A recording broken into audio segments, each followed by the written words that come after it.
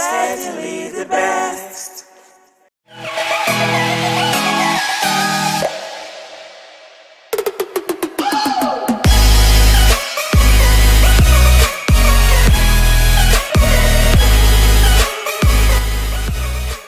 All right, beautiful people, it's another lovely episode of your favorite Men's Rendezvous on television, and it is none other than the Guys Hangout Show on independent television, broadcasting live from the City of Bronze. Yep, it is the city where the king is truly king. Now, for the first timers out there, the Guys Hangout Show is one show that encourages young people to prioritize their lives, put themselves first. You know, we live in a society where little or no attention is given to the needs of men. Why is that? Only God knows. But hey, if you don't put yourself first, who's going to put you first? So that's basically what this show exists for, okay? So we encourage young men, basically, you know, to prioritize themselves and prioritize their needs. It's only when they put themselves first and invest in themselves that they can have to give to others. Just like the adage says, you can't give what you don't have. My name is Harry Aigboje, and of course, it's my pleasure to have you join us on this beautiful episode of the show. Now, like you already know, I'm never alone. I've got some amazing gentlemen in the house with me, and together we're going to be taking a look at a very interesting topic that we have to discuss tonight. Now, to my far left is a very amazing person. He is a social analyst, and of course, he's also an educationist. He goes by the name of Ramsey Uwaila Abu. Good to have you, Ramsey. Thank you very much, Mr. Harry. And as usual, it is always a pleasure to be on the show. Indeed. And as good advocates of good things in society, or as satirists, the Guys Hangout Show has been a platform for us to correct some of the ills in society and as well expose its vices in order for it not to be repeated by the younger generations. Absolutely. I mean, who's in a better position to, you know, bring some of these issues to the fore than the natural leaders of society? Yeah. You know, there are lots of responsibilities on men's shoulders. So we really can't afford not to live up to those expectations, right? All right, it's good to have you in the house. Now, seated next to him is a friend and a colleague. Yeah, he took out time from his busy schedule to be with us today. Of course. Yes, of course. And he goes by the name of Michael. It's good to have you, Michael. Thank you very much. It's a privilege to be here again to, you know, showcase and show what the guys is all about, you know, to, anyway, this is a wonderful platform for us to actually discuss things that pertains boys, guys especially, you know, the good and the bad. We don't have to be biased, understand. Thank you very much for the privilege. Thank you so much for coming. Now, gentlemen, we have a very interesting topic before us. We're taking a look at emotional intelligence, right?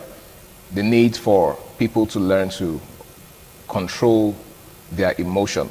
Now, if you take a look at a lot of young people today, you will discover that there seems to be a lack of emotional control.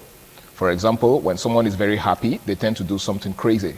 They tend to do things that, you know, they later begin to regret.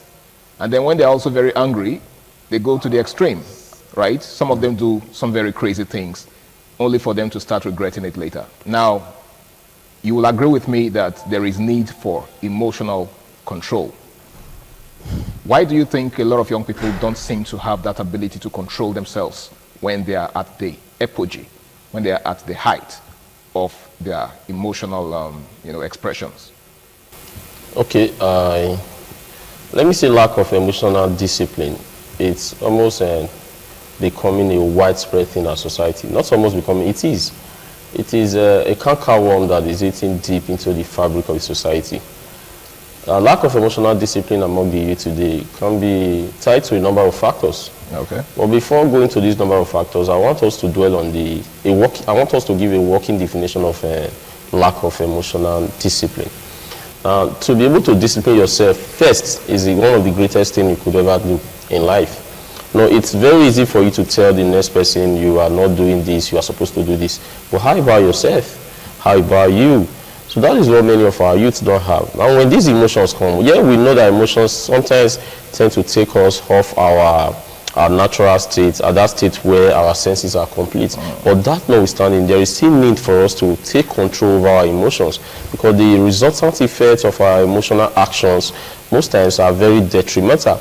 You know, people tend to take permanent decisions in temporary settings because they couldn't just suppress their emotions. And as youth, Yeah, we all know that the youthful age comes with its own youthful exuberance. Yeah. There are that curiosity, that need for exploration and all that tend to make our emotions flare up, and some of us even we are not being controlled by our temporary emotions instead of sitting down to say, what will be the resultant effect of this particular thing? But what are some of the factors that are responsible for this lack of emotional discipline? One, peer pressure.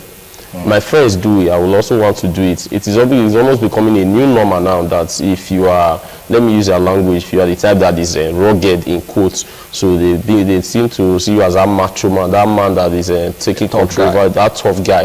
So instead they want to also do so that people will call them tough guy. No one is thinking about the consequences. And these consequences most time are very, very detrimental, either in the long run or in the short time.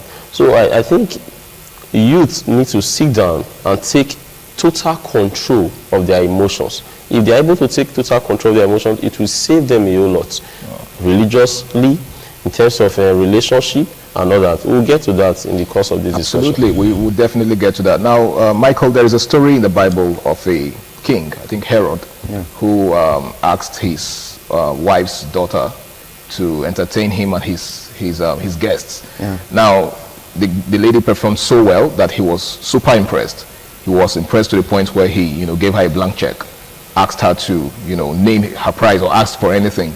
And then we all know how that story went. The lady asked for the head of John the Baptist, and the rest, they say, is history. Now, that was at the height of the man's excitement, right? And that's a case in point, as far as this discourse is concerned. The fact that some men, particularly, we're actually looking at this as it affects us men, because, a lot of things go wrong when a man loses his emotion. We're not trying to, give exceptions for other people or other classes of society, women and children. But, men are supposed to be in charge. Of course. Right? They're supposed to be at the helm of affairs. And then imagine what happens when someone who's supposed to be at the helm of affairs loses control, like in the case of Herod. And we all, like I said, we all know how that story went. Of course, sir. Why do you think some men lose it in the height of excitement? All right. Sometimes we let our emotions get the better part of us. And we need to do things that we're not supposed to do. Okay. Understand? So, when a society whereby my colleague just said that this exuberance, cloud of memories, cloud of memories and everything, you get. So, right now, when some persons are in a kind of state, it's better for you to calm down, all right? Better for you to calm down and think. We shouldn't. Some will even recommend that you take a deep breath. Of course, just take a deep breath. You understand?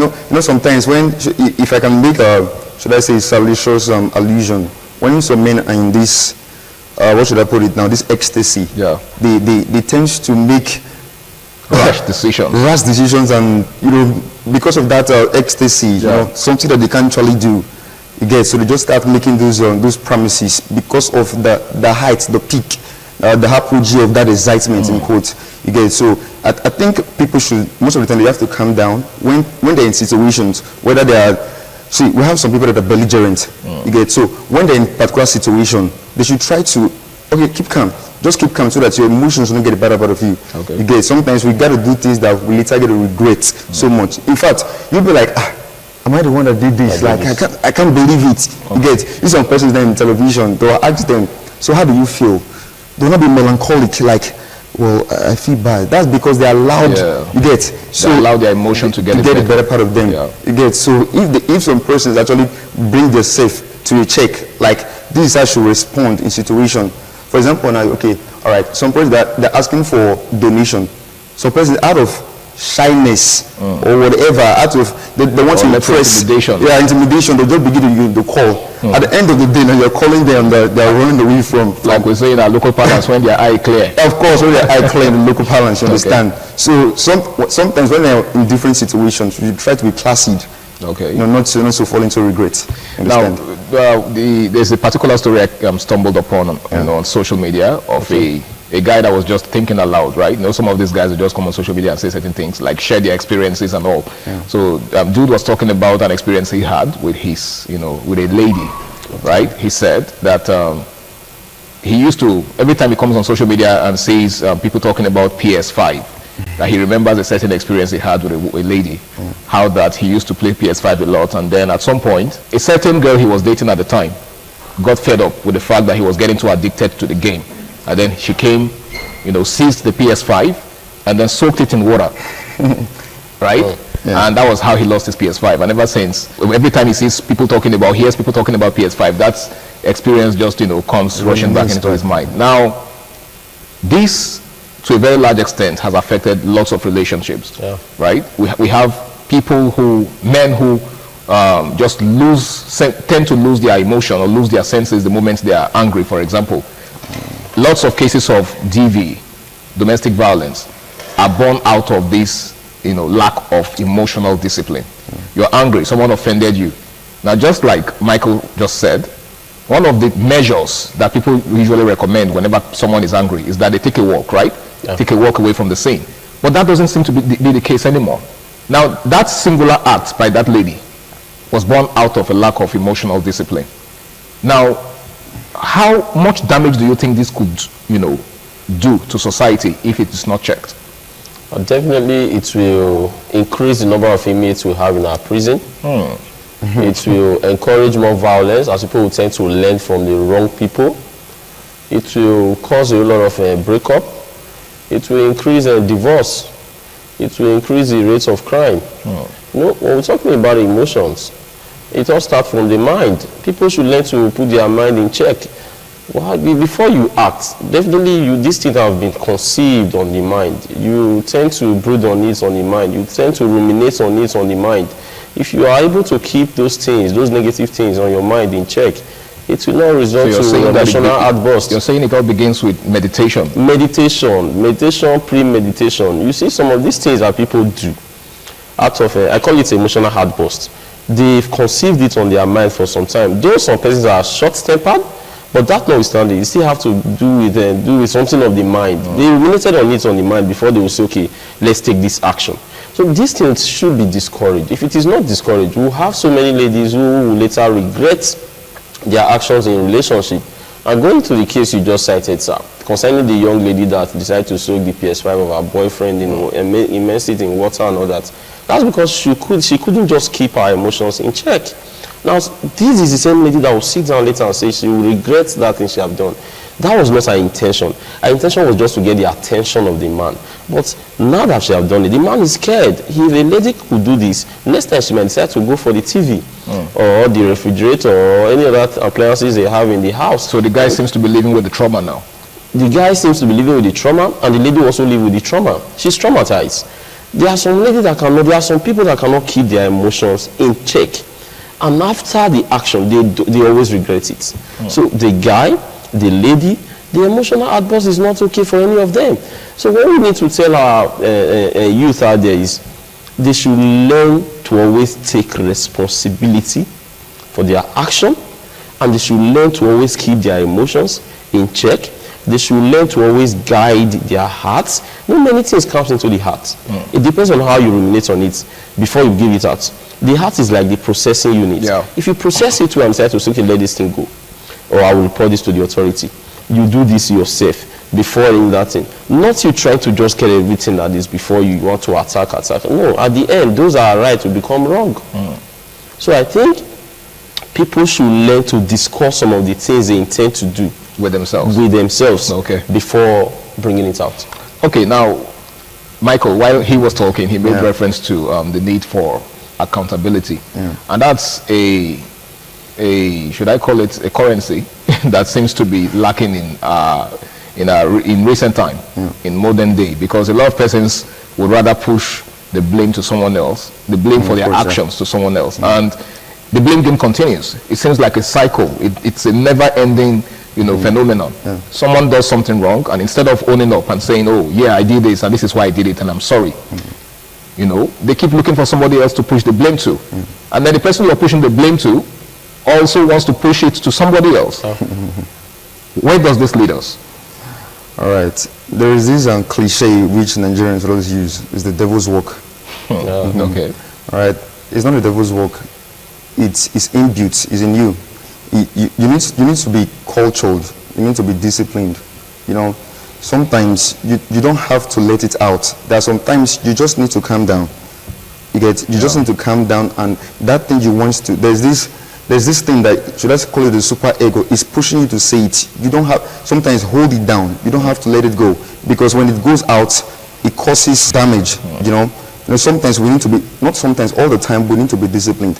Like you rightfully said, see, these things they are inbuilt. If you want to, okay, let's assume we're in a particular place right now, all right, and some things are happening. I think the mind is one of the fastest system in the body. Processors. Yeah, one of the fastest processors you get. So you need to process some of the things you want to see. Is it going to affect this person? Is it going to affect me later? What's going to be the common pants for this thing if I let it go? So sometimes you just need to think and process everything, and before you see everything will be copacetic. You understand? So sometimes we just need to let things go. Okay. I myself now, some persons do complain about me some certain times. They'll say, "Why don't you get angry?" Because I know what's going to happen if I get angry. I can't go to prison because of you. I can spend the rest of my life because of you. So all I have this particular method. Either I keep quiet, or I start singing, or I leave. You get, so we just need to have, those are your personal measures. Yeah, so I have this particular modus operandi. That's the way I operate it. So whether I start singing, maybe infuriate you, but I don't care. You get, so for peace to reign, you get, for peace to reign, I just need to be placid. Before everything will be cool.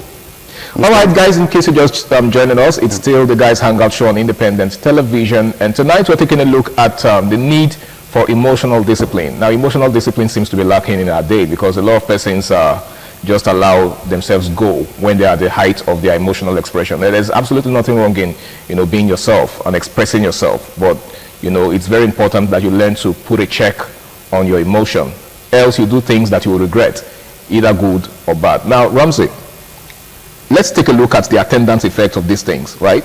Now, while Michael was talking, he made reference to the fact that sometimes the effects of these things are long-term. Yeah, they are. And so, for example, the things you say cannot be taken back. Words are like eggs, and when broken, you can't retrieve them. And that is why you must mind your words, you must mind your actions. You must not throw stones at every dog that barks at you. A man that is focused will not always want to attend to distractions. Some of these things these people do, they are distractions. If you are on the moving bicycle, then there is no need to stop. Have you seen anybody that is sleeping on a bicycle? Of course not. No, if you want to get to your destination, you keep moving. Yeah. Now, definitely the people will get on your nerves. People will want to say things that will distract you. But like I always told my students, you don't throw stones at every dog that barks at you. That is a way of keeping your emotions intact. Now, you see the effects of emotional outburst. Most times they outweighs the benefit of it. So if you check some of the things that you will do when you get angry, then you keep your anger in check. And let's not forget, anger is just a letter different from danger. If a man is very hungry, it will lead the man to a dangerous place that the man did not even expect. So with that, I expect everyone these days to say, I won't get angry. Instead, I will report to the authority, or I will do this later. You must sit here and start looking at the resultant effects of what this thing will be. A wise man once told me, he said, we know how fights start, but we don't know how it ends. Yeah. So if you don't know how a fight is going to end, then don't start the fight. Don't start the fight, okay. So it's time for us to sit down and say, this is not the time we allow emotions to get over us. Rather, this is the time for us to keep our emotions in check. And most times you find out that you will be very happy later if you are able to keep your emotions in check. Because when you see the resultant effect of most things that will occur when you are not keeping your emotions in check, you find out that it's so detrimental. It outweighs the positive aspect of it. So I think it's always good for us to control our emotions and don't allow our emotions to control us. Like I said before, when you see people that are taking permanent decisions in temporary situations, you know that they are not able to keep their emotions in check. Now, there's a school of thought that it's better to express yourself than to allow your emotions to accumulate. Because when you allow that to happen, it will get to a certain point where, there will be an explosion. And once that explosion takes place, a lot of things go wrong. Do you share that opinion? Yeah. All right. The thing now is that I think it's a stupendous idea See, share your opinions, but let it be packaged in a way that will not affect the next person. Okay. See, let's assume someone upsets me, and it's been bothering me, causing through my veins, everything. So I want to let the person know there'll be a way. I have to take the person away from public or from that place, so that person will not feel embarrassed. And I'll take the person to a particular place and start first. See, you need to make the person feel calm first, compliment the person first, and then start making your own complaints. Okay. In that, using that modus operandi, it will make the person feel guilty. Like, oh, I'm so sorry. But if you come in a bellicose manner, just in a hostile manner. Just be shouting and everything, it deteriorates everything. So there should be a particular way, like I said, the packaging. Just call the person to a particular place. At least the person should be reasonable enough to know, okay, for you to even bring this thing to my table, I think let us solve it. You get, if the person keeps talking and make everything worse, you can tell the person, okay, I've said what I have to say, and well, to God, I've already done my part and done my level best, and you take off. So you don't just develop a particular pattern that will not make things worse. Okay. Rather make things, ameliorate things. Okay. You get, so it's just be the way you think. All right, Ramsey, what you just said borders on manner of approach. Yeah. Do you share that thought? Yes, another angle to this particular issue is that there are some things that are better left unsaid. Unsaid, okay. Maybe instead of saying it, and before you know it creates rancor, states of agibagi, chaos and all that. But then, what you say and how you say it are two different things. You can decide to say something bad in a very good manner, in a way that the person you are talking to will not even know this thing is as bad as that. So if you must express yourself in order not to add fuel to fire, you must learn to put words in order. When a child said, "Mommy, if you are my mother, you shouldn't have allowed Mama Nkechi to beat me like this. I never knew someone can beat me." The child is using words to manipulate his mother. Another person will say, "Okay, Mommy, this is what happened." Okay. So how you say it and what you are going to say matters a lot. But I think if you must express yourself, put all your skills and dexterity, your communicative skills to how you are going to put that message across. It will help settle the dust. All right, thank you so much, Ramsey. Now, on the final note, because time is actually fast spent, what's your advice for people out there who always tend to think after they've acted? Right? There are people like that. Of course. Whereas the normal procedure is to think before acting. But there are people who only begin to think after they've done certain things. What's your advice for such people? Yeah, some persons should develop this habit of packaging themselves to the extent that they don't have to regret their actions. Before you just blow off, think about what is this my outburst going to cause for me and for the person. What is going to be the end result? Okay. Just have to calm down sometimes. See, the mind is very, very delicate. It can traumatize you. After you've hurt someone with your words, it can come back like a boomerang. It can boomerang, come back to you. You may never even sleep because of what you've said. You are thinking of. So it's your conscience that's not helping you. Yeah, of course. You just need to think like, okay, how will you feel someone tells you this particular thing you're saying? Shoes, okay. So you just need to calm down. All right. Most of the time now, I believe to think like, this what I sent to this person, let me edit it. Okay. Like I just sent somebody a message. Sometimes it's too late to even edit. Of course, it's too late. You get. So sometimes I just throw my advice and be like, okay, I'm so sorry about that. All right, thank you. Ramsey, you said something about, I know on the final note though, I know you already said something about discussing some of these things with yourself first. Yeah, so would that be your final word on this? Yeah, everyone out there should learn to be in total control of their personality in all ramification. Okay. Don't throw stones at every dog that barks at you. Keep moving and be focused. All right, gentlemen, I want to say a big thank you for taking our time to be with me on tonight's edition of the show. You guys made it a success, and I really do appreciate it. Thank you very much. And I hope that the next time I call upon you, you will be able to oblige me. Absolutely. Thank you so much. Now, it's been the Guys Hangout Show on Independent Television, broadcasting live from the city of Bronx. And tonight, we've been talking about the need for emotional discipline. Now, it's very, very important that you learn to control yourself. There is absolutely nothing wrong in expressing yourself. It's why you're human, right? But it's also very important that you learn to put a check on yourself, just so you don't do things that you'll regret. Nobody wants to regret their actions. It's never a good thing, okay? So it's very important that you learn to put your emotions in check. My name is Harry Igboje, and until I come your way again, same time, same station next week, this is me saying, stay out of trouble and enjoy the rest of your night. Bye for now.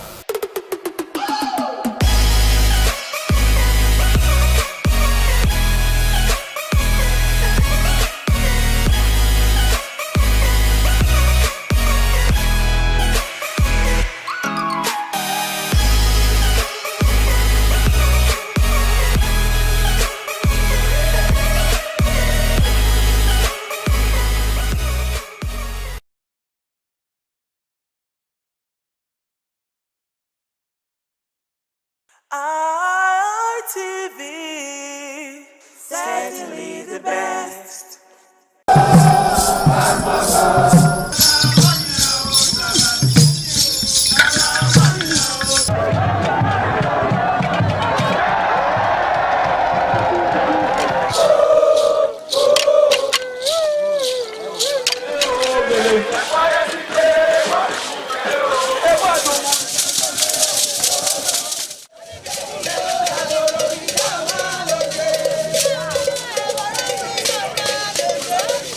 Ladies and gentlemen, what we are seeing on the stage is the total cultural piece of Quebec. On the other side, we have the gymnastic boys. Gymnastic boys, you don't know what we want to do now. We are bringing upstairs. We are at the first floor. We don't know if we are going to do the second floor.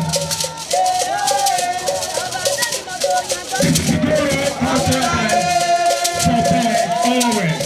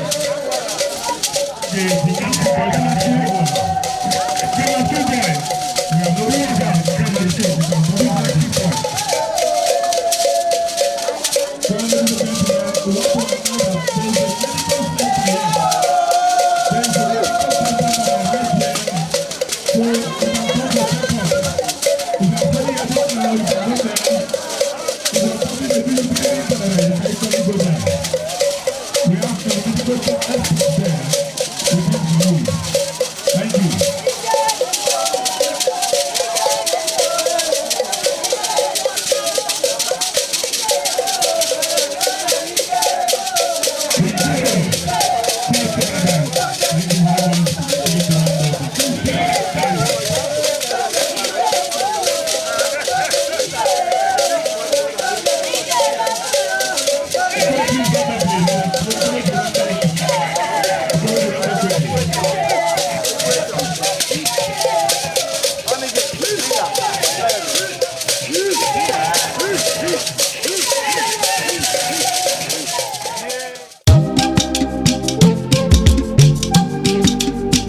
ITV, ITV, ITV, certainly the best. ITV, certainly the best.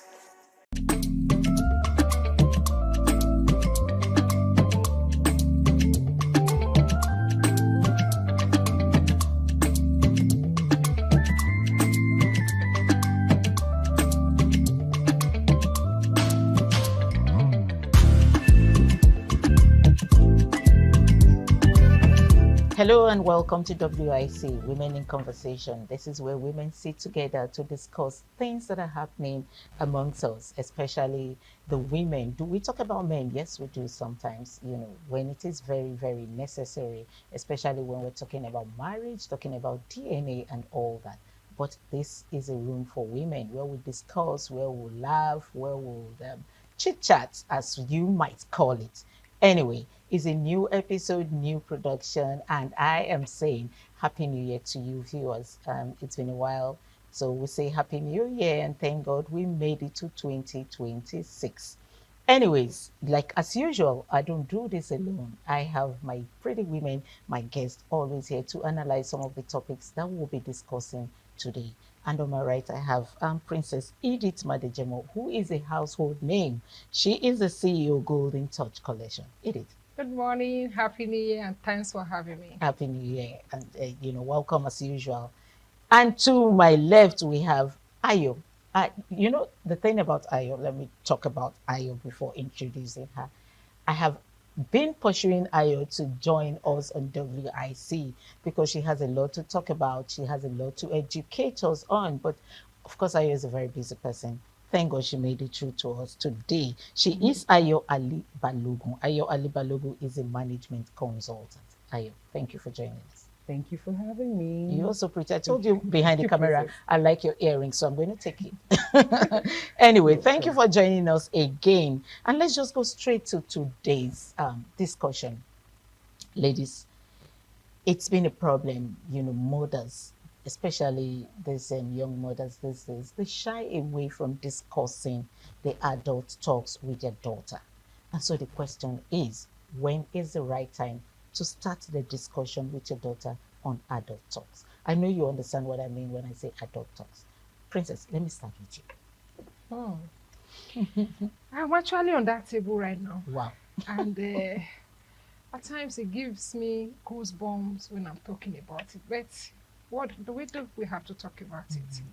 As an intentional parent, you just have to be open to some extent. I don't think there is a perfect time for it, in as much as you watch your child or your girl child growing from 7 years, you can start at least educating her about herself. Then thereafter, from 10 years, I think you can start introducing some talk to her. Especially, I have this topic I introduced to myself and my daughter, mom and daughter night. We used to do it every Friday or Saturday night. At times, once or twice in a month, we do it. And that is the time we talk. How old is your daughter, if I might ask? She's almost 10. She's 9, going to 10. So we have mom and daughter nights, and at times, these nights are the nights we talk. At times, she would jot some things down about me that she wants to tell me. Or about me, because I used to tell her, what do I do that you don't like? You know, we parents, we can be somehow at times. So, and she will put it down. She's looking forward to that mother and daughter night that she'll tell me, Mommy, you used to do this and I don't like it. It makes me sad. As those points that she pointed out to me that makes her sad, I have to look into it. At times give her excuse. Then that is the time I have to talk to her about this adult talk. It's never too late when you start from 8, because you don't know where they go. You can't be with them all through. They go to church, they go to children party, you may be there. They go to school, you may be there with them at that children party, but you won't be playing with them. You know, maybe you just sit at the corner where the parents sit, and they will mingle with their friends. They go to school. You don't know what the other parents are teaching their children. And some of these things come from school. Do you understand? So I would say from 8 years, because from 8 years, an 8-year-old girl child should understand what you are talking about. We'll be able to get the message. You understand? So I would say from 8 years, you start telling them their body and how to associate with the opposite sex. Okay. Thank you, Princess. Now, Princess had said from 8 years. But some mothers will tell you, 8 years child, is a baby. I'm still, bathing for her and all that. I don't want to start talking to her about the adult talk at 8 years. Do you agree with her, or what exact time do you think is the right time for one to start discussing adult talk with the children? Let me remind you that some children, like you said, at 8 years are fully blown with everything. Everything, when I mean everything, I have seen a lot of things. So when do you think is the right time to start talking? So personally, I think much earlier. Okay. Earlier than 7? Earlier than 7. And I must mention this. I don't know if you remember this lady, Auntie Jessica Obioma. She used to be there. And she told me many years ago and said, have you educated your daughter on her body and private? My daughter was 4 years at that time. Wow. I thought, strange. And she said, no. She's a child, because you still have some children wearing Pampers at 4. Right. So I remember visiting her and she said, no, you tell her here, if anybody touch you, no. Because abuse, someone who who is looking for a prey would not leave children under 8. As long as a child begins to, the cognitive, develops and the child can assimilate, you understand, you begin to, in the language that the child would understand, you get. Even when they're playing, nobody touch you here, don't, like that. Break it beat by beat. You'd be surprised that by age 8, like you said, a lot of children, I know when I was much younger, a girl had started her monthly period at the age of 8. Wow. So you can imagine such a girl. Of course, she has womanly body and everything. Now, what do you think would happen if that child hadn't been well groomed? Okay, that's it. You understand? Now you also have some children are very adventurous. They're curious. There's so many things online today that they see and they want to explore. You see young children, I query a lot of the Nigerian movies where, they're very explicit when it comes to trying to describe adult scenes. And I think the censors board should look into that. I think it's just too much for me. So I think the earlier, as soon as a child can recognize and assimilate, 8, 2, 3, nobody touch you here, okay? Anybody touch you there, you tell mommy. Because it starts a predator starts to groom a child. I say, if you tell your mommy, I'll beat you. If I tell your mommy, I kill you. I'll kill your mommy. You understand? So you want to start building the confidence of that child as early as possible. And I love what you do, Princess, with your daughter, the mother and daughter. I wish, I had talk. The mom. Yes, I wish I knew that when my child was that age. But I think that's brilliant, and I'm going to propagate it. It's brilliant, and I love the fact that you are encouraging her to pen down her thoughts about your actions. You. Yeah. I remember once my daughter said to me, I was like, tell me, and she was like, no, I don't want to tell you because if I tell you now, when you're angry, you say it. Oh shit! I know how you feel that. I know. And it never left me. It never left me. Okay, so let's come to that. What did you think you did wrong that made her to, get to that extent of saying, if I tell you this, the day you're angry, you bring it up to use it against me. Where did you go wrong in this? So, with parenthood, nobody has a manual. So you come up, and then life has a way of, forming you. And you, the kind of person you are, determines. So this is me, who is a go-getter, and then my daughter at that time was a very quiet introvert. You could hardly hear her. So I become very exasperated. I told her. Because you're not acting like me. Like me. Why are you this quiet? And guess what? Yes, firebrand now. Firebrand. She was just forming. She was just forming. Well, that's language forming. No, I don't think she was forming. She was watching you. Yeah, no. So that was her forming stage. Molding. Yes, was molding. That's what I mean by that. Yes. See, it comes in. Sorry, darling. Yes. It comes in different way. Like your daughter said, if I tell you what you do now, if I tell you what's happening, you use it against me. Yes. I just imagine how you feel. It has happened to me actually. My own was smacking. So like you did something, I'll smack you. So there was something happened in school and she didn't tell me. I get to know, I think the third day or the other day, and I queried her. I said, you told me everything. Because I made it a point of duty that when I come to pick her, right from the car, we're already discussing. How did the day go? Even if I'm on call, once I drop that call, start telling me, start talking. Don't wait for me to ask you. We started it when she was a little.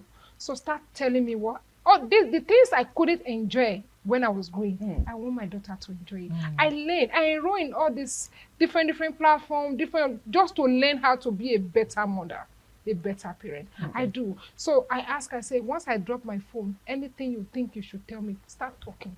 Don't wait for me anymore to start asking you. So I got to know 3 days after, and I asked her, why didn't you tell me? She was mute. For some time, I was like, am I talking to you? She said, yes. Did you hear what I said? She said, yes. I said, why didn't you tell me? And she said, if I tell you, you will smack me. That's just as you said, it got to my brain like, so this girl can keep secret from me because I will smack her. So how did you correct that? Oh, So whenever she tells me things that would have make me smack her, I will not smack her. I will just hold on and correct her. That part, I would have beat you. But I don't want to beat you so that you can keep telling me. Okay. Are you getting me? So because of after that scenario, such a thing never happened. Ayo, I have had a young lady who came to meet me and said to me, I like the relationship you have with your daughter. I have just one daughter. I have the relationship you have with your daughter, but I do not have that relationship with my daughter. My daughter was actually very grown up at the time she was talking to me about it, but her daughter was about 7 or 9. So she doesn't have that relationship that her daughter prefers to go talk to her dad. And then most times when her daughter wants to use her undies or, zipper, she goes meet her dad. Daddy, do my zipper for me. Where do you think that mother went wrong for the daughter to have stayed away from her and rather talk with the father? All right. So a lot of women, query, oh, my children prefer the father, or that this. I don't say anything wrong I don't about say it. anything wrong with that. And I think, the father also has a right to enjoy special bond With the daughter and with the son. So, we can't tell, even as adults, we don't choose who to love At or all. who we fall in love with romantically. And now when it comes to bonding, there's this special thing that it just happens. I don't think your mother went wrong, and I don't think she should beat herself over it. She should leverage on the father and daughter relationship to get, her own space, which is, complements that relationship, encourage the relationship, and the girl will begin to trust her enough to say, oh, mommy is chilled with this, and bring her in. I want to have her as the third man in that relationship instead of trying to, form her own and by breaking it. I don't think so. I think the father has a right to have a special bond with his daughter, and I don't think the mother went wrong. And she should just leverage on the special father and daughter relationship, which I love, and promote it, encourage them, and they would naturally drag her along. I think. Fantastic. They will naturally drag. I just hope she's listening because she was very worried. She came and then she was complaining. My daughter doesn't have this bond you have with your daughter. But I built that bond with my daughter. It's not a one-day thing. It wasn't a one-day thing. Just like she said, I started this mother-daughter talk. I made her to know that she has to tell me everything. She's free to discuss anything with me. And then we became very close, In fact, don't worry. You see the two of us, you think we're friends. Yeah, she's very grown now. Anyway, let's go on a short break. We will be right back to continue this discussion. It's WIC.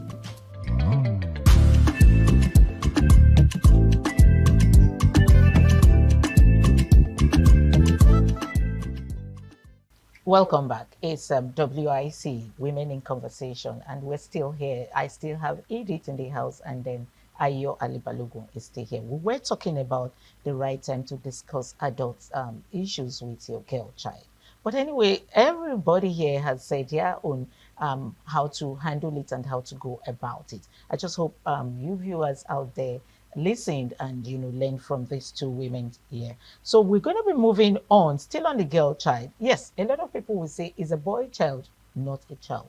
The boy child is also molested, okay? It's not just the girl child, but it is very common with the girl child. We have seen very recently where we see 11-year-old girls being pregnant. We see the pictures and videos everywhere, and it's beginning to become a thing of concern, so that is why I chose for us to discuss this today. A boy child is also very, very molested, just like a female child. But let's move on to the girl child. Still on the girl child,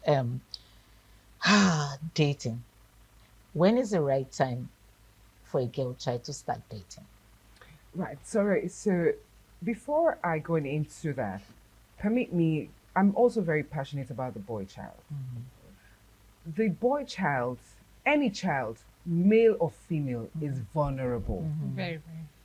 and must be educated. You have, boys child sodomized by older caregivers Yeah. or people around, or also explored to adults Thanks.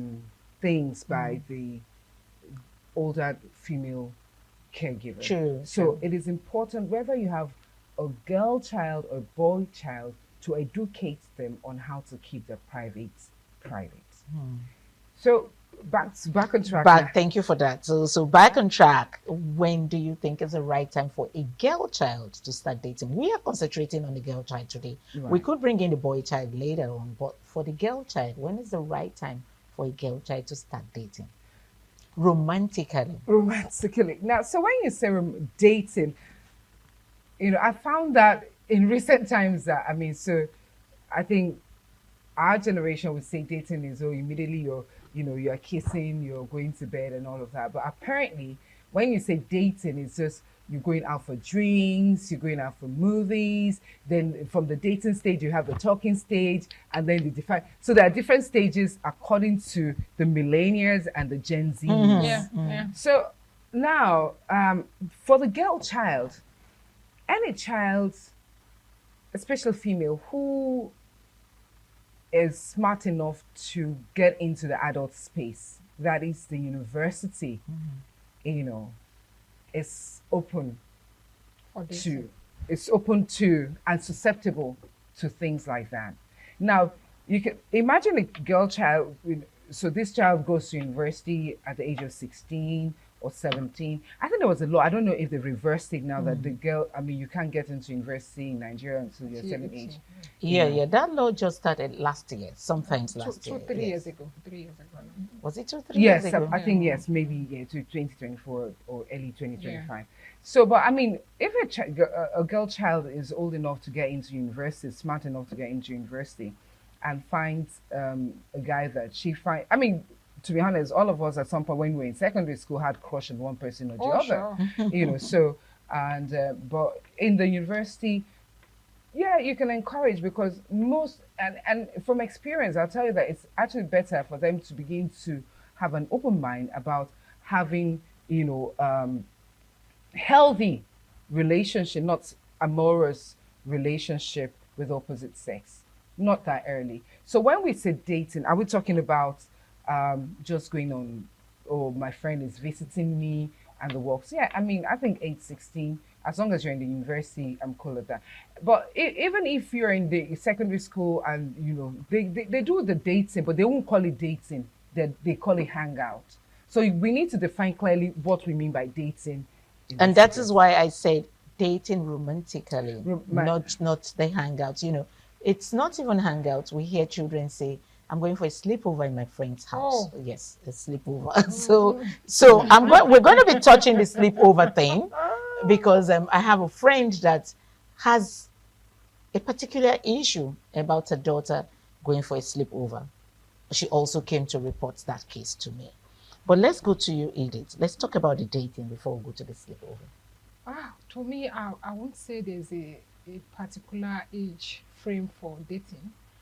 But like she rightly said, when a girl child is smart enough to be in the university, I think she's open for anything that comes to dating.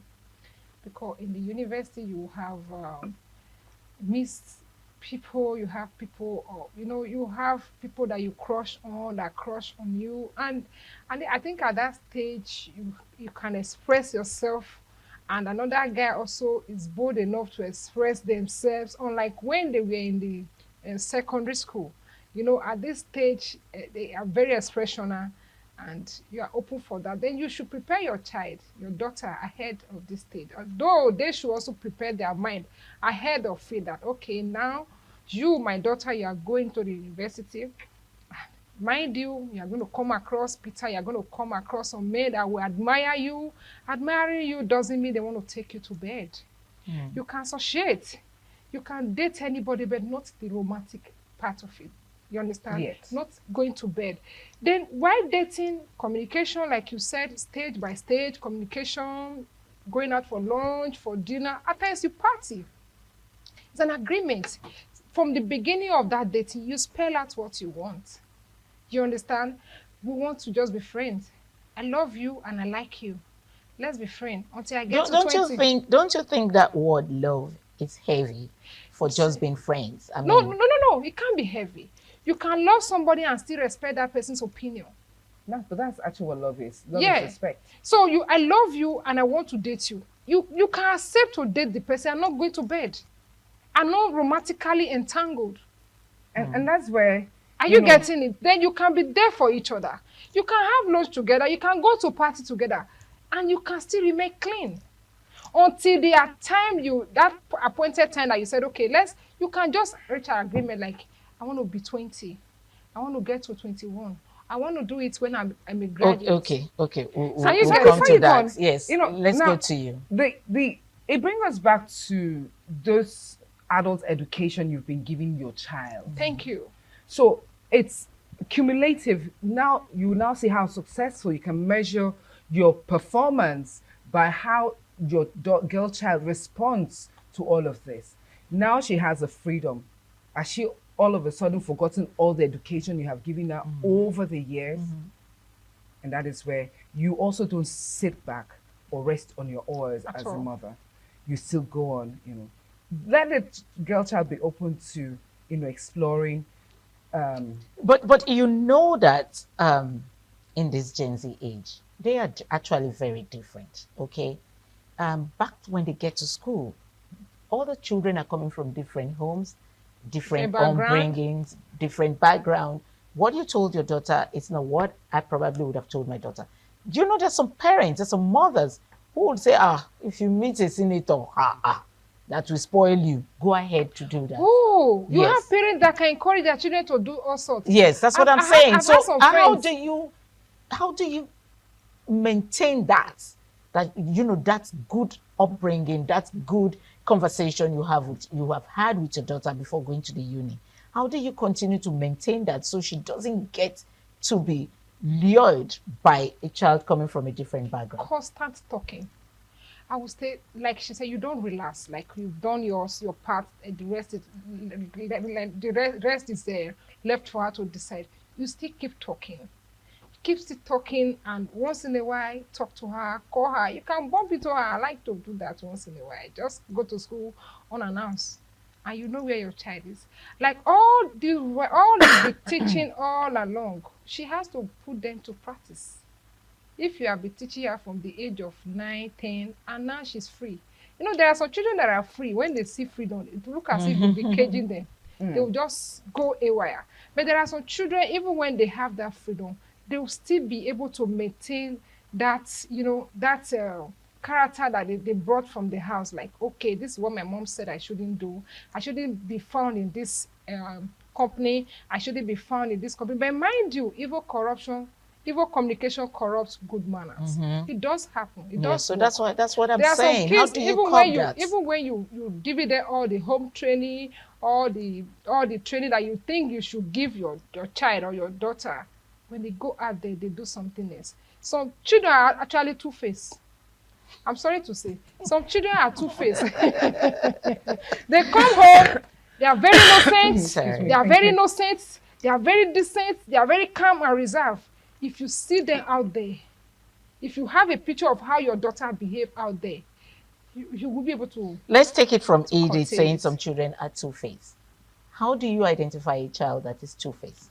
So, by and large, all of these things, the adult talks you have with your child, it's not just the adult talk you have with your child.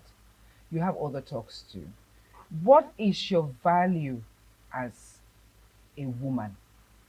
Are you able to communicate your value as a woman to your husband, to your daughter, to your son? What is the value as a family? These are the things that you have to build over time. This family should be known to be a family of peace and integrity, accountability. It's not a function of somebody knocks and, who is that? Tell them that I'm not in the house. Tell them I'm not in the house. It's the landlord has come to go them. Your child passing the learn message. not just by what you say, but by what you do. So when they now have the freedom, because over the years you have exemplified true leadership, the type of leadership that you would want to see in your child. Parents get asked, would you want your child to act the way you have acted in certain situations? Okay. They keep mute. Yeah. Keep mute. So it bothers on values. Okay. They We said- are going to be rounding off this episode. Just 1 minute, one word, not 1 minute, one word to mothers out there. Train up a child in a way that he will grow. That when he grows, he will not depart from it. Ayo. As a mother and as a caregiver, love. And be free to express love. Let I love you not be a once in a while thing. You may not have the opportunity tomorrow to say I love you. Wow. We've come to the end of this episode. Actually, it did say train up a child properly. Let me, brief it there. And Ayo says love. Learn how to love and let the love not be a one-day thing. Continuously. That's what you want there. Keep telling your daughter, I love you. Even your boy child, I love you at every minute. Anyway, it's been an amazing time out with these women. Thank you so much, Edith, for coming. And thank you, Ayo, for being here today. And it is a wrap here from us here on WIC. We'll see you next time.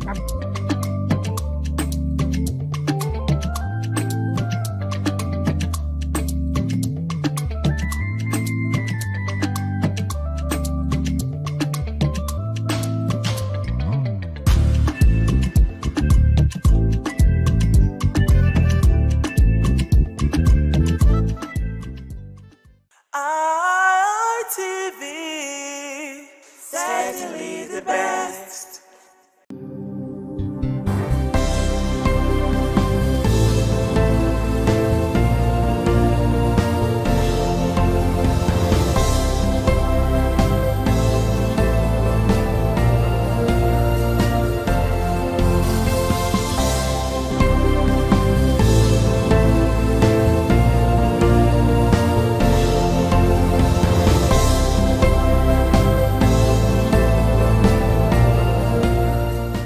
Hello everyone, thank you for joining us today on the program Healthy Living. I'm Adesuwa Osa Owagye, and today we're going to look at importance of wellness clinic. The importance of wellness clinic. Unfortunately, a lot of us take this for granted. We do not consider our health, and we do not give priority to wellness. So today I'm going to be talking to a rehab medicine expert.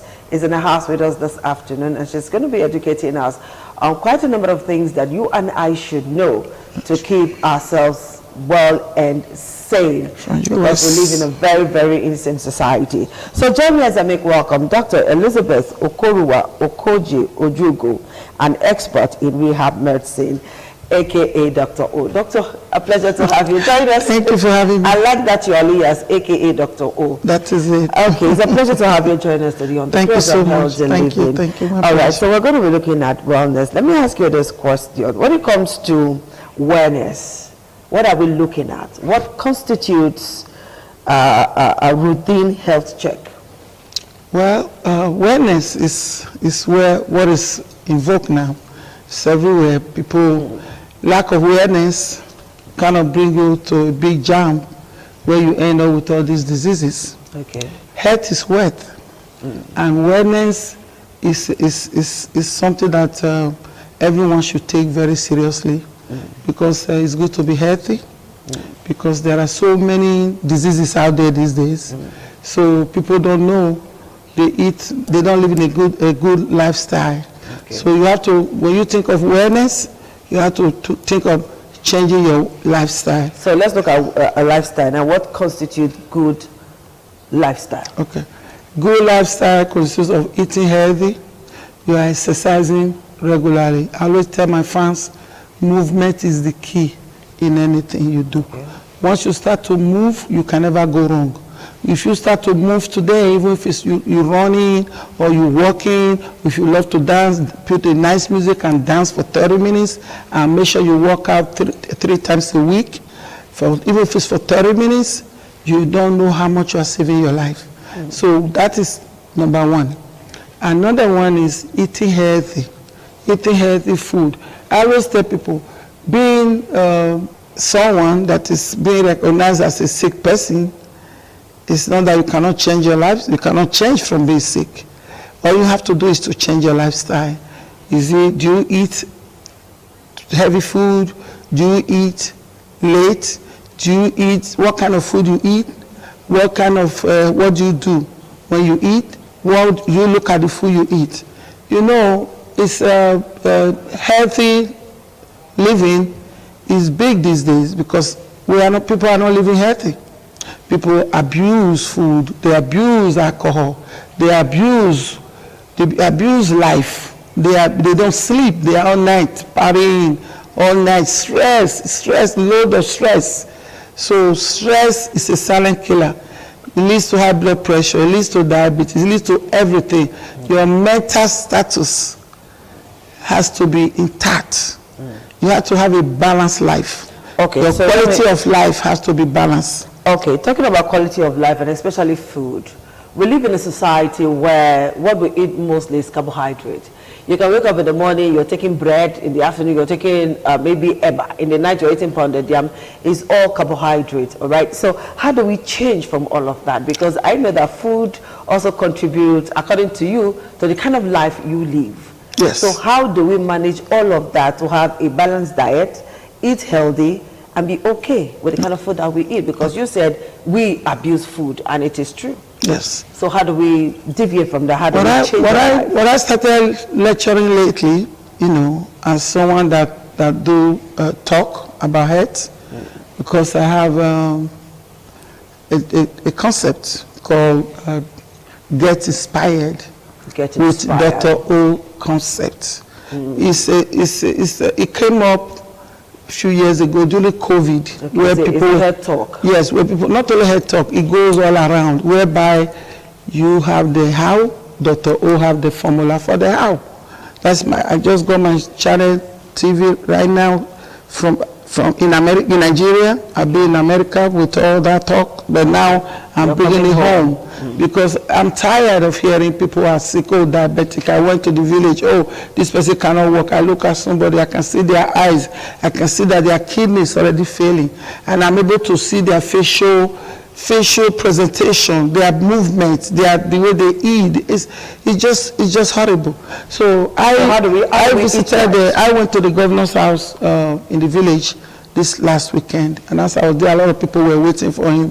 So I took advantage of that because right now my main reason of coming to this country, right now that I've retired, to impact the world, impact my country, especially those states, so that people can be living well. Because as I was sitting with them, I can look at them and say, oh, you're all waiting for the governor, right? They say, yes. I said, okay, my name is so, let me start to keep you busy. I said, how do you eat?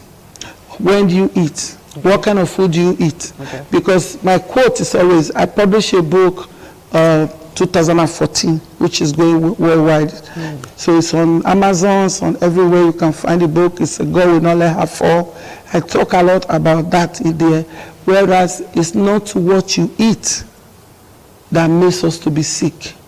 It's how you eat, when you eat, and what you do after you eat. So tell us how and the when and what to do after eating now. Thank you. So when you eat, do you eat in the morning, afternoon, and evening, maybe 8 p.m., 9 p.m. after you eat, you watch a little television, boom. Sometimes you even sleeping on the television after eating normal. Then how you eat is a very, very, very, what you eat, how you eat, what you do after you eat is, after you eat, what do you do? So this is my formula. This is the how. Let you bring it out to me as a how. Yeah. And I'm going to give you the formula for the how. Okay. You have to eat healthy food. You have to balance your diet, okay? If you are that kind of person, you love to eat fufu, this, that. In Nigeria, you are so lucky. You are able to get fresh vegetables. Complement your carbohydrate with veggies, so that can help to suppress the carb. Do you know what happened to us? Do you know why people are diabetic? Do you know why people are sick? Because, you know, in the morning, you eat breakfast, right? So the way the body is wired, the body will say, oh, here comes food, let me keep part of it. I want this to be the take-home message, and that will just be, that will cover your questions. Let me grab some of this food and keep. Then you eat again in the afternoon. Oh, another one is here. Let me still add some to that. Then in the evening again you eat. You say, oh, let me add more. Okay. As you start to go, this will now be affecting what we call the cortisol. The cortisol. That is where the fatness comes when you start to see how people have a pot belly. Before you know, they start to have diabetes, high blood pressure, high cholesterol, or start to have all kinds of cardiac arrest, even leading to cancer. And these people are eating this food, they are not flushing their system. You're not drinking enough water. You're not drinking enough water. You eat, and the body, the way the body is wired, we only need a little amount of food to survive. The body only take what they want. So now you are overeating, you are weighing down the body. You are overweighing down the body. People wake up, they say, oh, I can't walk. You see them, they're so heavy, stiff.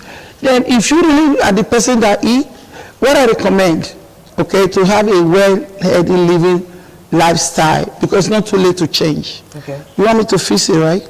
Yeah, go ahead and fix it. That's why you're here. Good. So, what I recommend right now is, if you're not hearing this before, for everyone hearing my voice, practice this. And when you practice what I'm about to say, and you go to your doctor the next visit, you're going to be talking doctor, oh, you're going to be looking for a way to hit on my platform, to get on my platform to see. Okay, so let's go to Dr. O right now. Okay. What you do is, in the morning, learn to fast. Okay. Fast. Give your stomach a break. Give your system a break. You wake up in the morning. I always tell people now, if you are over 60, when you wake up in the morning, don't just jump. So eating. Because, not only eating, don't jump and get up, because you can fall. Okay. The problem, number one killer of older age people is through fall. That's where they have injury, that's where they fall, they have other complications going on. So when you wake up, you relax a bit. You relax based on your bed. Okay. Make sure you feel your hands, feel your legs, you stretch, and just kind of like sit up, nice and slow, sit at the edge of the bed, and stretch your legs out, Say, okay, that's good. Then slowly, you sit down, you grab a bottle of water. Okay, room temperature or cold room water? Temperature. Okay. Water is the best medicine. If you fall in love with water, you are falling in love, you are having a good head. Okay. So you drink that water up straight. If you can't go straight, maybe at the beginning you might not be able to go the whole way. You do half, you can do 3 times. Drink 1. Drink 2. Drink 3. So then you relax. Then you walk around if you are not able to do the heavy duty exercises, just walk around your neighborhood, walk around the house, take some steps up and down. If you're the one that want to go to the farm, you go to the farm and do your manual labor. Okay. Then you now eat lunch. Okay, so you skip breakfast. Yes. Then you do lunch. Lunch. If that is what you want to do, there are different ways. People might decide to eat breakfast, but they will skip lunch and they will eat dinner. So all I'm trying to tell you, the key thing is to eat twice a day, or even eat once a day. Okay. If you know you're already having health issues, everyone that is above 60 shouldn't be eating. What do you have business with eating 3 times a day? Once a day. Once more food a day. Exactly what and that food should be eaten from 4 to 5. Eat before 6 o'clock. Eat before 6 p.m. Okay. Because you have to have allowance. Your belly, your system have to breathe. When you start to eat, you should give your stomach a break. The food that was stored in the morning, let's say you eat breakfast, the food that was stored in the morning, in the afternoon, there is no food. You say, oh my God, no food. What can I do? Let me take from the storage. Then if you decide to not even eat dinner, you say you eat dinner a little bit. You don't eat like a whole bowl of eba. You eat a little bit. But you are hungry. So after 6 o'clock, you're hungry, keep drinking water.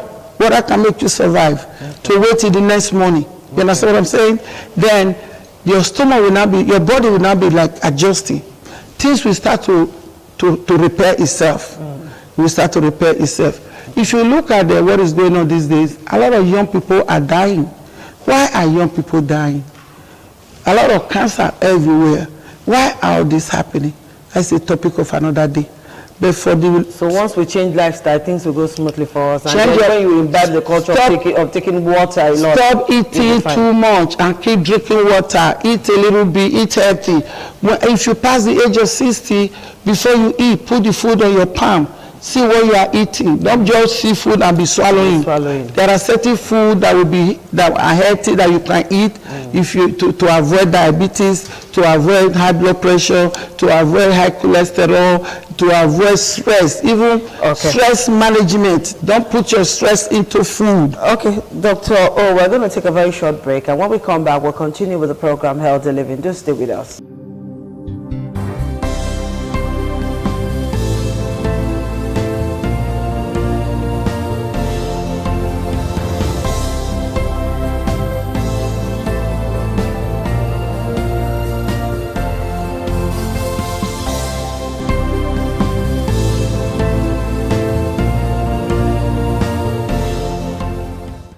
A pleasure to have you join us again on the program Healthy Living, and I've been talking with Dr. Elizabeth, popularly known as Dr. O, and she's telling us quite a number of things that you and I should do to live healthy. So tell us, how do we manage stress with all of the problems bedeviling the nation?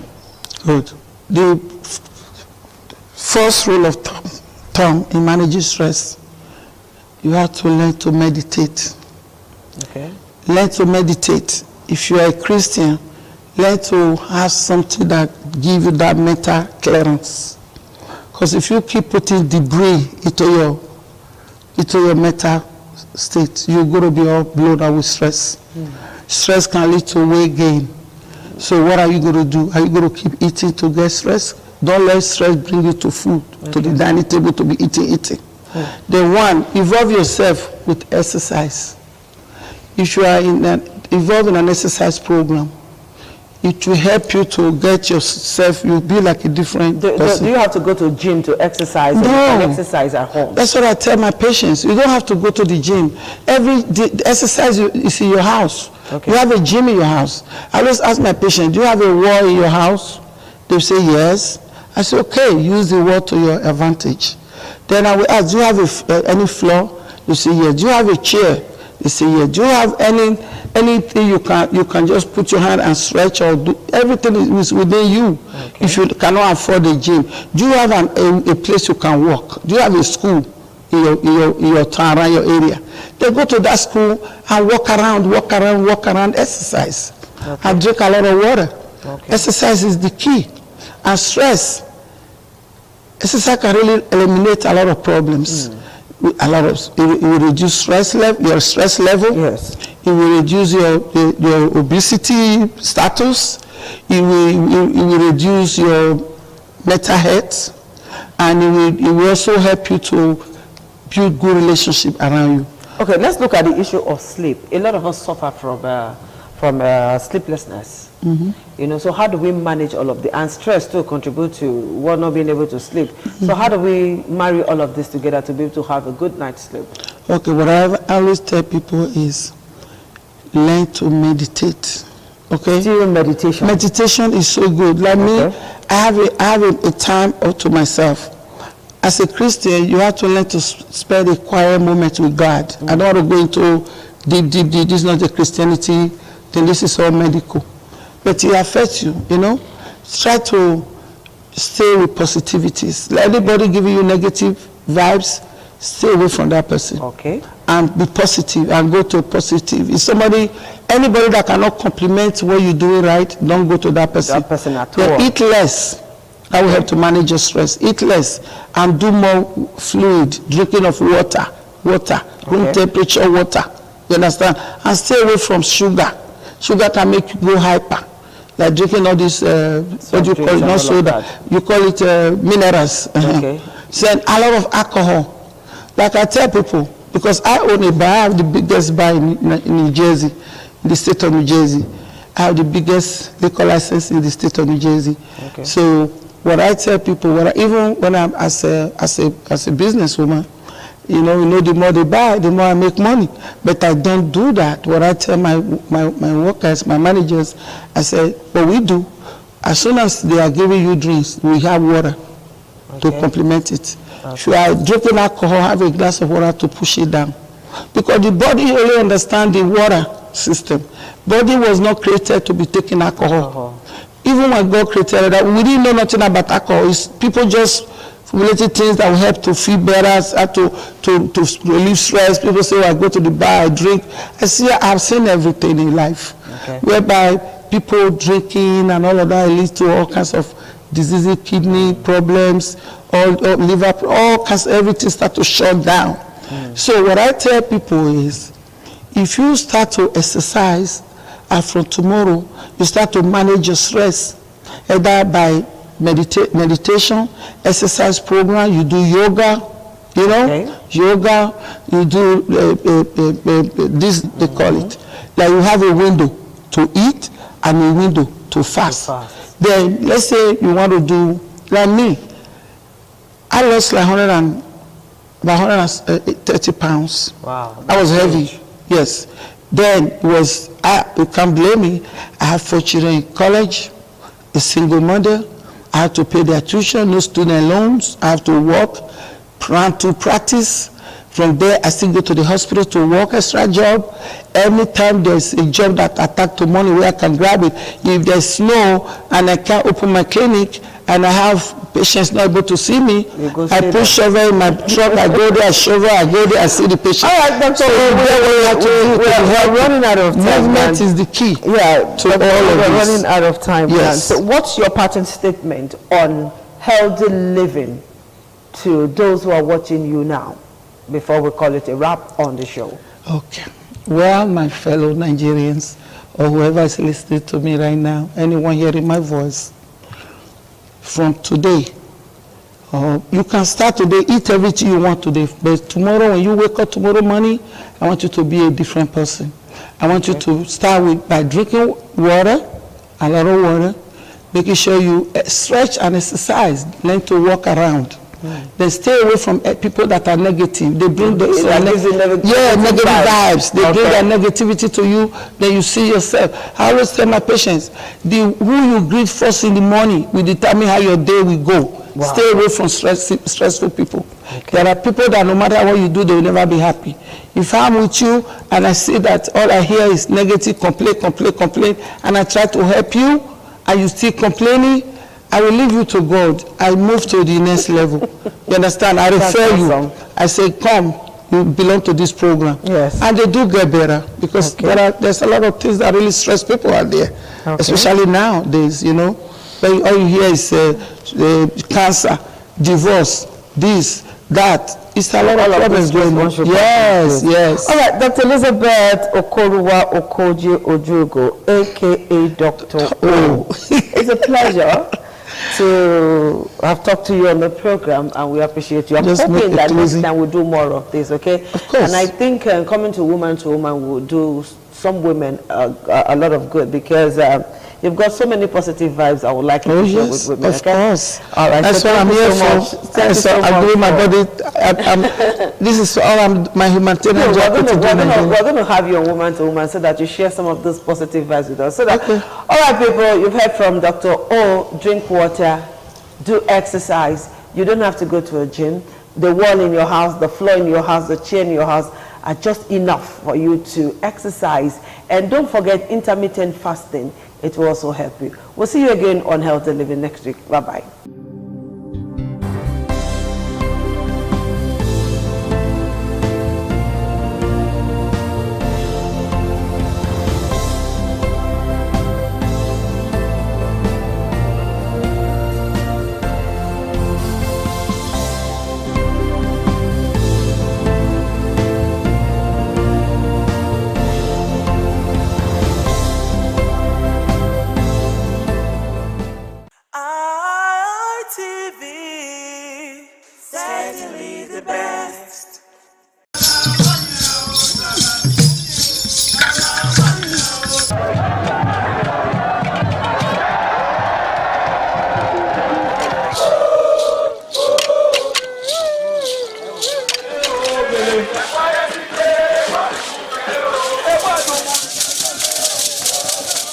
Some days, there comes the Uge Mobo Festival, which the Oba celebrates outside the palace gate.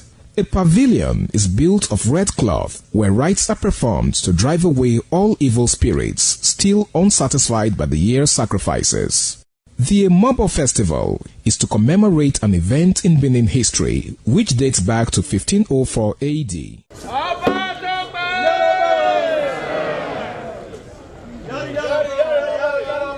Yari yari, Oba Tope!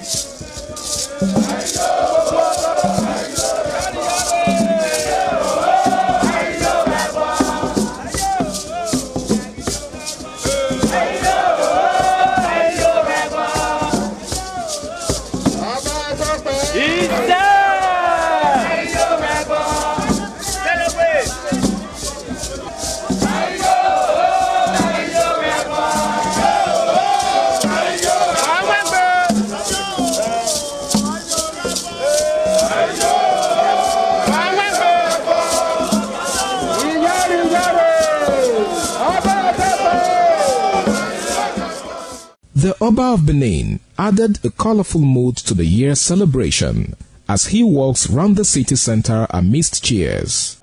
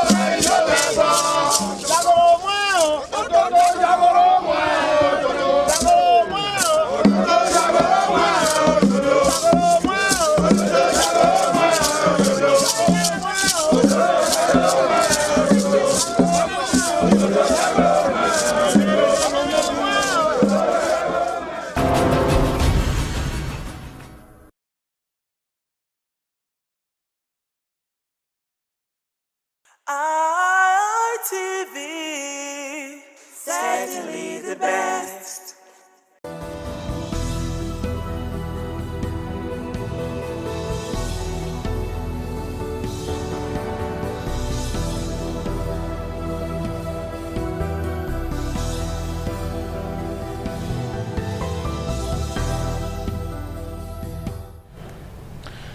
The dominant issue on the political scene in Nigeria, particularly in the build-up to the 2027 presidential election, of course, general elections, is the issue of the Senate's action in rejecting electronic transmission of election results. Civil society have been reacting, political analysts have been reacting, even market women, they've been reacting, saying this action of the Senate is unacceptable. In their opinion, this is likely going to mar the 2027 election outcome. But the Senate President, Senator Godswill Akpabio, has come out to say that the Senate did not reject electronic transmission of election results. In that, what the Senate did was to retain the original section and clause, which of course came into effect in the 2022 Electoral Act. More questions, more controversies, more analysis, more accusations and counter-accusations. This is the thrust of our conversation today on the program Politics Today on Independent Television and Radio. As always, as we get along, we're going to find some other insertions to broaden the scope of our conversation. But first, let's meet our panelists. I'd like to thank very specially a professor of business administration, regular on this program, public affairs commentator and analyst, Professor Anthony Ijeure from the University of Benin. Prof, thank you for coming. It's a pleasure to be here. We also have joining us the scribe, the state scribe of the ADC, Christopher Ojekere. Chris, thank you for joining us. Thank you for having me. Also have joining us on the program a political activist and public affairs commentator and a politician, Comrade Shedrack Udugba. Shedrack, thank you for joining us. Thank you very much. Good morning. It's a pleasure being here. We're expecting Chief Daniel Akwemoka Matthew to join us from the UK virtually. She is a Labour Party chieftain and also a global affairs analyst as we delve into the package for today. Now, I always believe that if you do something right, you will spare yourself the stress of having to explain and continue to explain. If the Senate, in amending the Constitution, had done what was right in the sight of everyone, I'm sure the Senate President would be doing all of the explanation. But let me begin with you, Shedrack.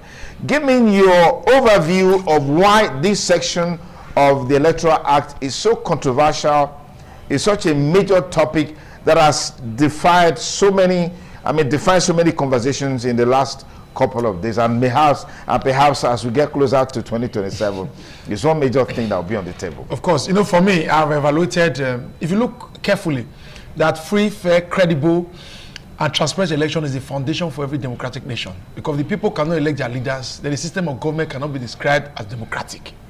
But we've seen that over the years, for how many decades, Nigeria is struggling to put in place a sound and responsible democratic process, whether by virtue of legislation or by the issue of administration. And they're even down to the legal jurisprudence of the electoral process. Many of them have been misinterpretation, they have been marred with irregularities. And then when people still come by, in February 25th, 2022, we celebrated a new law that was signed into law by President Muhammadu Buhari, where we felt that Nigeria will now take a new departure from what it used to be. That to a large extent, there was some form of restoration of electoral trust. INEC did some strategic interventions, say money must be sent to the Electoral Commission a year before elections. We expanded it to 365 days, schedules will come out before the virtual elections. All of those beautiful and lofty ideas. And beyond that, they now infuse lots of technology. We're going to be having electronic transmission of results, which is, before now, I hesitated, as the man has said. And but when we went into the elections and it came out with the guidelines, we saw that there were many loopholes, many ambiguities. Many of those laws that were put in ground to coordinate the affairs of both the electorate and had to be interpreted in judicial, there were ambiguities, that there were mal applications. And to a large extent, many of the processes were mad. It was shattered. Homes of Nigerians were dashed. And this new administration came on board, and we had expected that President Bola Ahmed Tinubu would have ushered in an electoral agenda, electoral reform, like put together a national dialogue on the elections, where Nigerians would have discussed the political future of the Nigerian elections, where we come together to discuss what exactly will constitute electoral reforms under President Bola Ahmed Tinubu, where we shall discuss the ambiguities of our election, talk about the cost of elections, talk about the security of the elections, talk about voters' turnout, talk about the independence of INEC, talk about all of those issues that borders on core the administration of the electoral process, that we position the trust. Because if Nigerian people do not trust the process, they won't engage in electoral leaders. And leaders who are going to drop in such a fad or mad process will not be a reflection of the yearnings and aspiration of the people. And even the Nigerian legislature also failed to the National Assembly, which ought to have conveyed together without being pressurized, without waiting for these 10 minutes. They ought to have come together to carry out some form of to convey, to look at the ambiguities. Especially as it's been stated by many of the observers, both local and international, who participated in 2023 elections, say no, this thing failed because of this issue and this issue. And also looking at the litany of court judgments, both pre-electoral matters and the tribunal matters that came up, to say, okay, because this thing was not carefully addressed, let us quickly go back and spell out clearly what our intent is, so that it should not be open to misinterpretation in the law. Okay. All of those things were left on ground. Nothing was, because there were issues critically about the collation of votes. And that area was being founded, especially in section 64, that talks about transmission of results. Where INEC said there will not be room for electronic transmission, it was not being made a must. If the man says what was there is what is still there, that means there's no hope for us, there's no improvement and there's no change. Okay, let me pause it there. Comrade Christopher Ojekere. The Senate, through the President, is saying, we didn't touch it. We didn't do anything to that section of the Constitution or the Electoral Act. We left it the way it has always been. In fact, they are even saying, accusing the media of misrepresenting the fact. But here is it. If they are saying they didn't touch it, they left it the way it has always been, it means the onus is now on INEC to decide which mode of transmission they want to adopt, whether the manual or the electronic transmission of result. Isn't that something we should also take seriously? Can't INEC decide to do it the right way? Not also take seriously. That is the only thing we should take very seriously. These people involved in this, they are not naive. They are not neophytes. The Senate, especially the Senate President, knows exactly what was expected. There have been agitations. It was not just that section. They have met with civil society groups. They have met with all stakeholders in the society. They have discussed it. What is at issue is real time, real time. That phrase must be added. Real time electronic transmission of results. That's what's at issue. And when he was reading it on the floor of the Senate, he omitted real time. That's what the journalists took out. To say, look, this man did not miss his words. These words were deliberately used so that it will remain in the hand of INEC. Have we no precedence about what INEC has done? Did INEC not conduct the most controversial, divisive, polarizing election we have ever done in this country? It was done in 2023. And that was where we left the discretion to the hand of INEC to decide. In Edo State in 2024, it was worse. Results were being transmitted, and then all of a sudden the server was shut down. And then they said they had glitches. Now, in law, you can't hold me responsible for what was not stated. What Nigerians wanted is for you to state, make it compulsory, that results will be transmitted in real time electronically. And that it's only by transmission, by electronic transmission, only by electronic transmission, that the manual process is hereby jettisoned and cancelled. INEC no longer has that discretion to be able to take that decision. If you don't state it, as you said, you leave it back in the hand of INEC. INEC can be manipulated. It has been manipulated before. Now, what do you do all of this for? To improve what they call electoral integrity, and then the profile of the election itself. This is the fulcrum of democracy. This is where democracy rests on. The electoral integrity, the franchise, not the electoral form, not Not that you went there on election day, but that election has integrity. To the sense that, to the extent that everybody in the nation, or at least almost everybody that voted, will say that's the true reflection of our votes. That's franchise. It's a right. It's a democratic right of the citizens. So it is not as if they will be doing us a favor to give us an electoral, act that completely removes all doubts and fears from our mind. They will just be doing the right thing. And we'll be going through all of these explanations, as we said at the beginning. So what we are asking, what Nigerians are asking, is what we want to get. Although they are saying for now, and we hope they will do that they've not really reached the concluding stages. But we want those things stated on the floor of the Assembly and in the Senate. In the joint sitting, we want it stated. There should be no lacunas, there should be no gaps, no room for ambiguity. It should be clearly stated so we can hold them responsible in the election. The discussion should be taken away from the hand of INEC right now, until, because there is division among Nigerians about the body we call INEC. The INEC chairman was appointed by the president, who is an interested party in the election that we are going into in 2027. And we Nigerians are saying we don't trust the president, we don't trust the man he has elected. And there's only one objective factor which you use to deal with people who have trust and raise questions, and that's the law. Okay. So the law must be clear. Okay, Prof, you've been following this event as as it's taken the front burner in the last couple of days as it relates to what the Senate has done so far. I started by saying that if the Senate had done the right thing, I'm sure they won't spend time trying to explain to Nigerians to have a better understanding of what they have done. Is it a fait accompli as it is today? I mean, is there any way you think that this can be addressed if the Senate is saying the door is not closed yet? But why would they do this now? Is it just to test the waters, to see the reactions of Nigerians? Let me get your take. Duke, it's most unfortunate that, like my friend said, after so many years of electoral reform, there's still no result. It is sad, because we have experienced, the country has experienced, the electorate has experienced that over the years, election has not been free, fair, and credible. So I think Nigerians are more interested in electoral reform where all loopholes of election rigging can be blocked.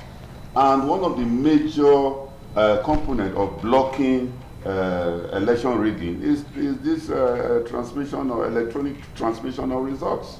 Because when that is done, it gives the impression of the seriousness that the government is interested in ensuring that there's a free, credible election in the country. So it is political rascalism to say that, look, we have not ended this thing and all that, there's still hope. No, there's nothing like that. I mean, we would have expected that instead of saying, what do you call it, electoral transmission of result, it should be enshrined in the Constitution, it should be a law. And that any election where results were not transmitted electronically should be rejected. And when that is done, it solves a lot of problems. So we argue that if in the rural areas where they don't have network, it's funny. That's not an excuse, because we all know that even the bandits, the terrorists in the forest, they do have signals. So if they can have signal, why can't INEC have signal? Especially when the beaver machine has been configured. If you don't get result immediately, by the time you have network, whatever you are programmed into the system will come up. So that's not an excuse at all. So I think for once the government should be seen to be serious, because one thing the present government seems to forget is that democracy is for the people, and by the people. And so all electoral reform should be programmed based on the satisfaction of the Nigerian voters, of the people. I think when that is done, they will be talking. And democracy, asks for competition. Democracy is competition. You don't go ahead and start destroying other parties' property, all in the name of that's the best way to win election. It is wrong. It is wrong. So it's this electoral reform, if a party is actually popular, let them do the correct electoral reform by transmitting results. When that is done, then everything will equalize, and Nigerians will be happy that they will be going out there to vote for the right candidate instead of winning election through the back door. Okay. If you just join us, it's still Politics Today on independent television and radio. So much to talk about on the show today. We'll take a break. When we return, there'll be more. Stay with us.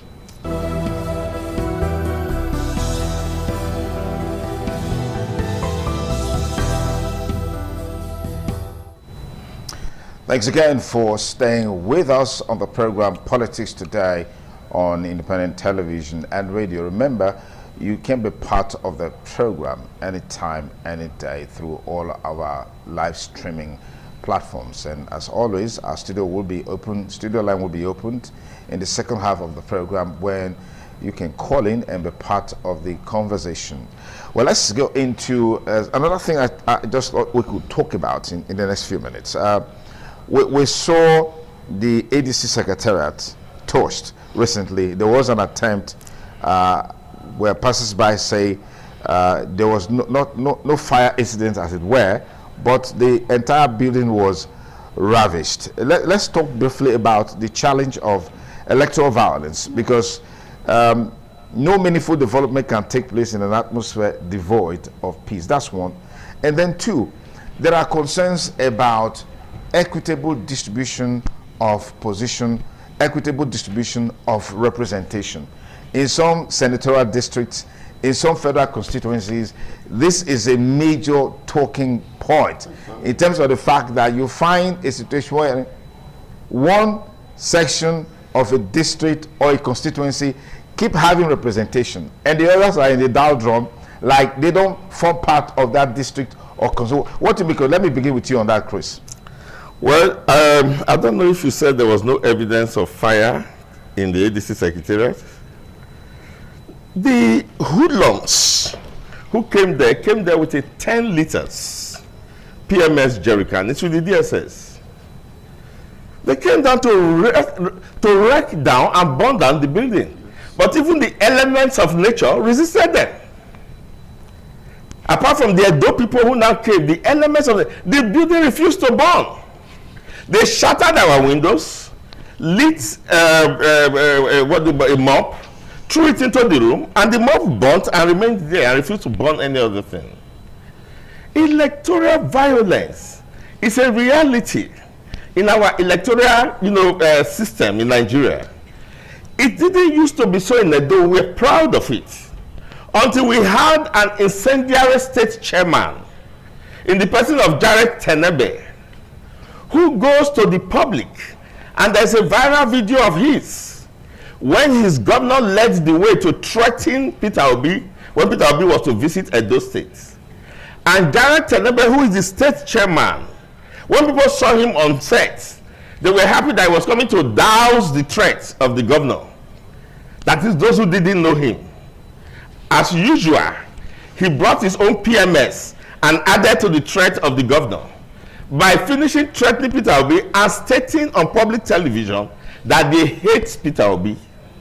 That it is the hatred they have for Peter Obi is the reason why they say Peter Obi should not come. I have the video on public television.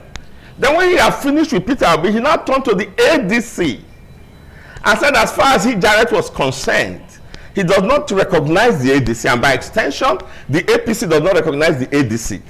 That the only party they know is the PDP, because they thought that they have, the PDP in the stranglehold.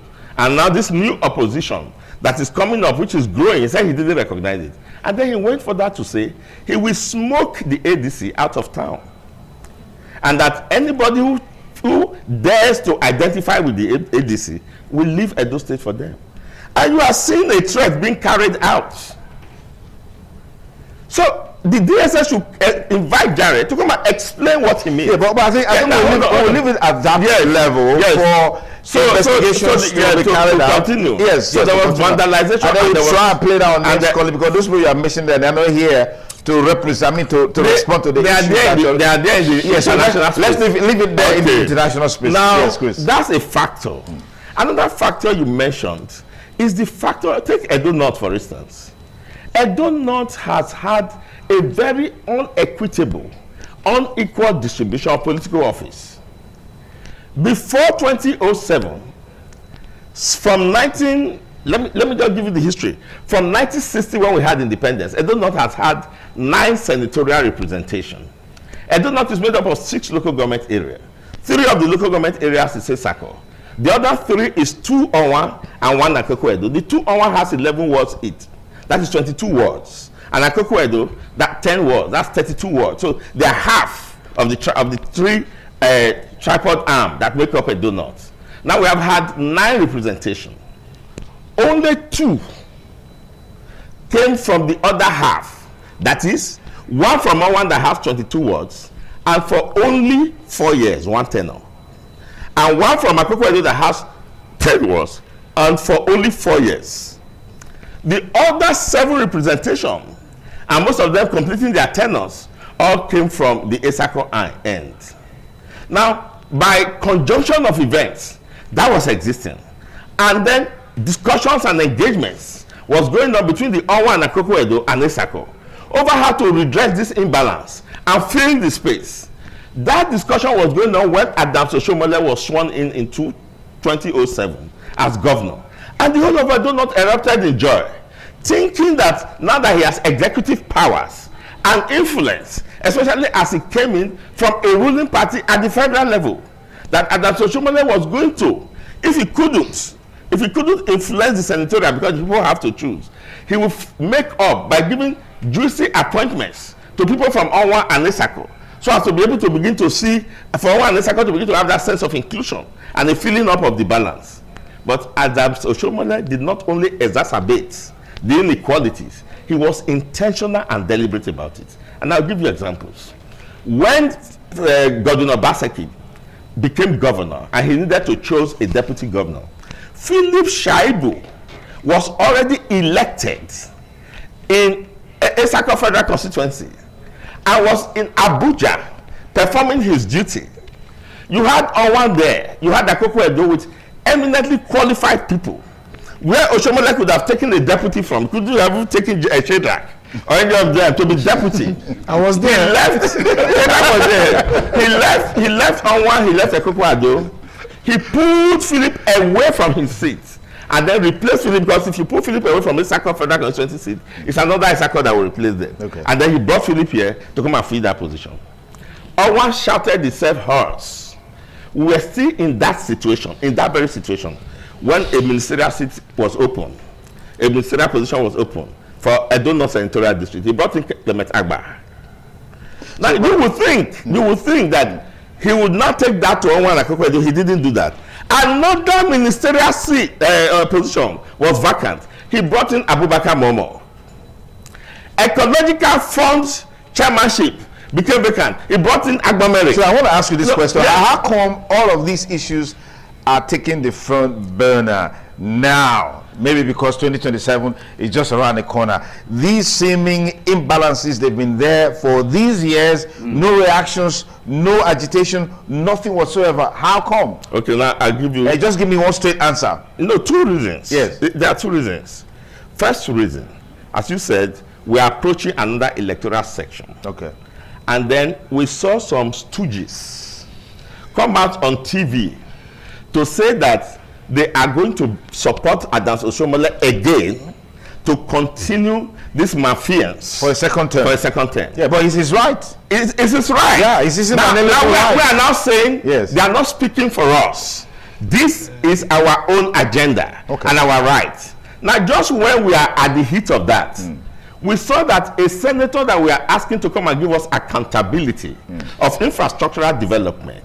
For instance, in Onwa, Oshiomhole cannot show you half projects. No, let's not go personal. No, because those are subjective. They are subjective. Subjective that there's no constitutional project. No, they are subjective. They are subjective. They are subjective. Let's stay on course. Anchor that point you wanted to make. He is the senator representing Edo North. You see, I can't even blame you because you are not thinking that Edo North is Esako. That's why you don't know that it concerns me from Onwa. He's representing Edo North, which includes Onwa. He has no single constituency projects in Onwa that he can point to. But his tenure has not elapsed yet. He has 1 year to go. So the guy you waited that 1 year to elapse before you see. No, you will not make that assessment. You will ask me again, why are you not crying after he has gone? Why did you come here to cry when you're still there? So that's what I'm telling you. Okay. So another election cycle is coming. We want the people to know, our people to know, who already know, that Adams Oshiomhole has not represented Onwa Akoko. Okay, let's leave it at that. Because this is not a platform for that sort of campaign. But Prof, let me get your take on this. Yeah, these seeming agitations in the build-up to 2027. Well, Duke is very funny because it appears that the average Nigerian politician has not learned his lessons. If a party at the center, APC, believes that they are popular, for God's sake, there's no need of forcing other political parties to belong to the center. Because if you say you are popular, then you are popular. Then you should give the dividends of democracy to the people, so that the people will appreciate you, and in the process vote for you. In fact, that's the beauty of democracy. Yeah, but the APC has not claimed responsibility for what has happened. And to the best of our knowledge, the security agents are still carrying out their investigation to unravel that. Until that happens, we can't. But you heard what the chairman of APC Edo State said. Yes. He said there's nothing like APC in Edo State. Okay. So I would have expected that a gentleman of his type, should be diplomatic about the words that comes out of his mouth. Okay. If diplomacy means even if you are the one who committed that offense or your boys committed that offense, we feel very sad. It's not right. This is democracy. Parties ought to have their opportunity to do what they want to do because it's democracy. It's the beauty of democracy. But he said, hey, is there anything like ADC in Edo State? In fact, ADC is made up of gays and all that. I don't think he was personalizing and making a mockery. So he didn't try at all. We expected him to condemn it, in totality and say no, it is not right. Even though his boys may be involved. I'm not saying his boys are involved. Okay. So that is the point. So if you look at even the president they are imitating, your mandate which has stand, you discover that there are people, critics, who have criticized Tinubu, and say he's not performing and all that, called him all sorts of names. But to some extent, he still brings these people to his cabinet. We are aware of that. He still brings these people to his cabinet and give them position, power and so on. So democracy is competition. Democracy is not when an individual criticizes the government, automatically he becomes an enemy of the government. And I think that is what APC is running in Edo State. The moment there's criticism or belongs to the opposition party, automatically it's an enemy. It does not go like that. It does not encourage democracy. And that is why people, they should try and imitate the president who, after criticism, still bring some of those critics. All right, let's take a break for our news headlines, and then we'll be back to talk more on the program Politics Today on Independent Television and Radio. Please stay.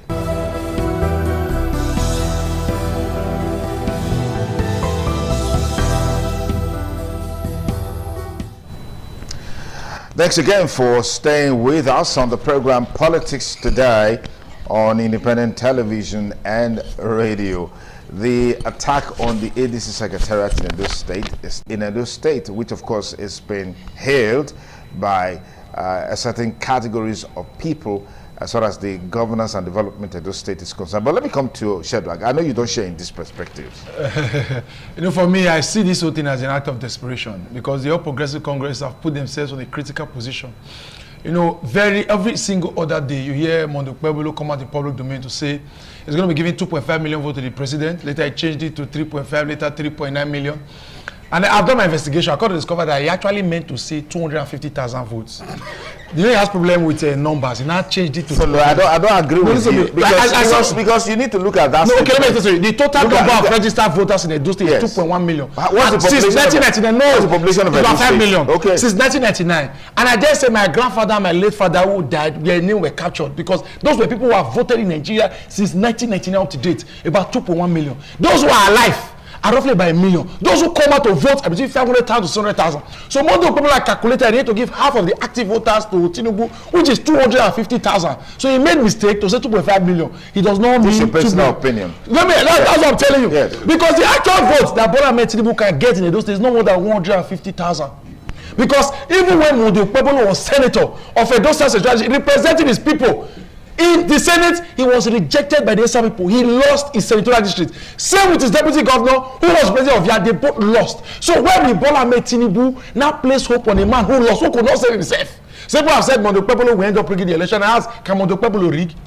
We know I won the first election. The first election was one free and credible election because nobody wanted to vote for Senator Clifford Odia because of his 13th ambition. His second year was contesting governorship. He was put. Senate president, 6 governors was here, and led by Opus Odima. The Senate president Akpabio was here, Wike was here. They were the one who helped him rig. He didn't know how to rig. He sat down there, they just rigged him into the office. And yet, Bola Ahmed also know a different mandate. You now say you want to rely on Monday Okpebholo to rig for him or perhaps to get him votes. Where will he get the votes from? When Godwin Obaseki was governor, when Adam Saleh Oshome was governor, none of them could deliver their state for their presidential leader. And these two people were far more influential than Monday Okpebholo. If Tinubu gets 150,000 votes, it's because people like Adam Saleh Oshome and this were glad to mobilize the vote. Monday Okpebholo does not have the capacity to mobilize vote to the president. And all of those gimmicks is coming and say, bet me, if I lose, if Tinubu lose, I will desire. It's an attempt to make Tinubu feel that, oh, this man has a stake. He has no stake. If Bola Ahmed Tinubu loses today, but Tinubu, Monday Okpebholo will just relax a while. After the new president, we start telling them that Bola Tinubu never did anything for us. We begin to speak in both sides, not to score in favor from the new president. So the calculation is clear. These people do not have the capacity, so they are acting in desperation. Anything that is just a few days old, the other secretary is even barely a month. We're just trying to move in. But after that, even as they destroyed the secretariat, we see our two major presidents. The former special advisor to the governor of police commander for Omo Federal Constituency, Abu Abdullah. He also decamped that very day. Another strong man from Omo, they also decamped that very day. The party is swelling up by the beats and pulse. I hear the mark calls around. You know, I listen to what the other guy said. You know, that guy, you know, sometimes he's red, sometimes he's yellow, sometimes he's white. The multicolored Jared, he comes out with different color every single time. He comes out to speak. You know that one yammers incoherently from every side of the mouth, talks recklessly, and the other time he said he was going to cut his hand and cut his head to give votes to President Bola Ahmed Tinubu. See, Bola Ahmed should don't as for the father will know you have not done well. But you see, the question is that when you lose and you are crying in Aso Rock and you are lamenting, that guy will use that same hand and use that same head to carry one sensitive material like Adams Osho, that Amolosho did with that his private jet, and be enjoying his life. Thinking that when you are crying and lamenting, those people will be enjoying themselves. So if Bola Ahmed Tinubu knows what's good for him, if he should ensure that he puts his resources in other states and ignore those states, because if he knows that those states will be credible for resources and for votes, so he should focus elsewhere. Edo State is just some states that are too cosmopolitan, that cannot be bullied to the submission. There are states like Kano and Edo. The OPJT caught fire more in Edo State even before it did in any Southeast states. So the idea that they will not think they can bully people to submission, nobody will not talk, then they will not come out, they will not make some derogatory moves, they will not scare people to the because they have gathered some agbos and clouds. See, in general election, the people is mistaking state election. The impact of governance is going to be a major factor in all of this conversation. Yes. Impact of governance. And the impact of governance is clear because Bola Ahmed Tinubu has failed woefully. No, we're talking about the state government. We have seen some of the engagement, town hall meetings, and all of those, retreats being carried out to galvanize support and restructure of governance. It was that town meeting they did in Udomi for 3 days. That's where they discarded that they will come and burn and put fire in the ADC secretariat. Were you there? No, that's after they finished when they don't run here and they attack the secretariat. Let's not make insinuations. The truth is that when you talk about Monday Okpebholo's deliverance, I'm beginning to wonder what exactly has he done. Just 3 days ago, they kidnapped 2 boys from Ekunye, close to Oluku. When I was coming here, they said, cross my eyes, so you are taking a risk for Nigeria. Okay? And yet, we saw that the level of kidnapping, security, the man keeps using vehicles to fight security. He bought Okada 300. Later, he bought to buy 150 Okada. They're not using Okada and charms to fight the security. And when he gets very tired, they go and buy some Chinese vehicles, buy 60 lots, buy 30 Prado. So they just have over 10 bulldozers. Nothing seems to be working. The man does not understand what it means international best practices and the use of technology to combat crime. When you talk about the flyover, that flyover was built when the government he did has not come out to say this is how much the flyover is worth. And yet we have to. But have you made any effort to go to the Ministry of Works? I have asked. The only thing I could get was that during that period that we borrowed 100 billion. That thing is never done by Square Resources. It was done on loan. That flyover is done by the future of those people's money. And that flyover does not have any return on investment. Okay. It's just there. All right. Let me take let me change the focus of our conversation now, because there are other very pressing issues, just like I said a while ago.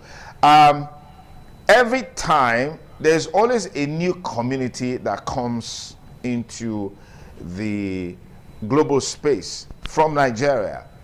And this is not because of development per se. It's not because there is a new technological invention that has come from that state or that community. It's not because of anything positive. In most times, it's always because there is a serious insecurity in those communities, or there's a serious security breach. We've heard of Yelwata, yeah. We've heard of several communities in Benue. And today, we're talking about Woro community in Kwara State, where the latest massacre took place. Over 75 people killed. I mean, the burials of these people stay ongoing. I read something yesterday that touched me. It said, the killers, the murderers, the Islamic terrorists who came, at some point stopped, had their prayers, and then continued. And then it took 10 hours before any security intervention could come. By that time, the damage had already been done. How long are we going to continue with this? Gentlemen, I'd like to get your views on this. Let me begin with you, Prof. Yes, it's most unfortunate. You know, like I said in my earlier discussion, you know, any government that what is supposed to be supposed to protect the interests of his people. I still remember when an American was kidnapped during Buhari's last days. You know, the Americans quietly came in through the sea, you know, rescued their person and killed 8 kidnappers and took off. The following day, they called Buhari and said, well, we just left your country, now we are back to US, we just killed some of your kidnappers. You know, so, which means the Americans are concerned about their citizens. You know, the way the Nigerian government responds to the activities of kidnappers is appalling. You know, 75 Nigerians killed, and government will just relax. I expect that even if Tinubu cannot go, they would have quickly sent a rep and say, hey, go and find out what is going on there. And you observe that it was since America came to do what he did at Sokoto that government appears to have woken up to some extent, you know, but it's still not good enough. Okay. And the question we should ask ourselves before I land is this: how come government does not have security intelligence in place?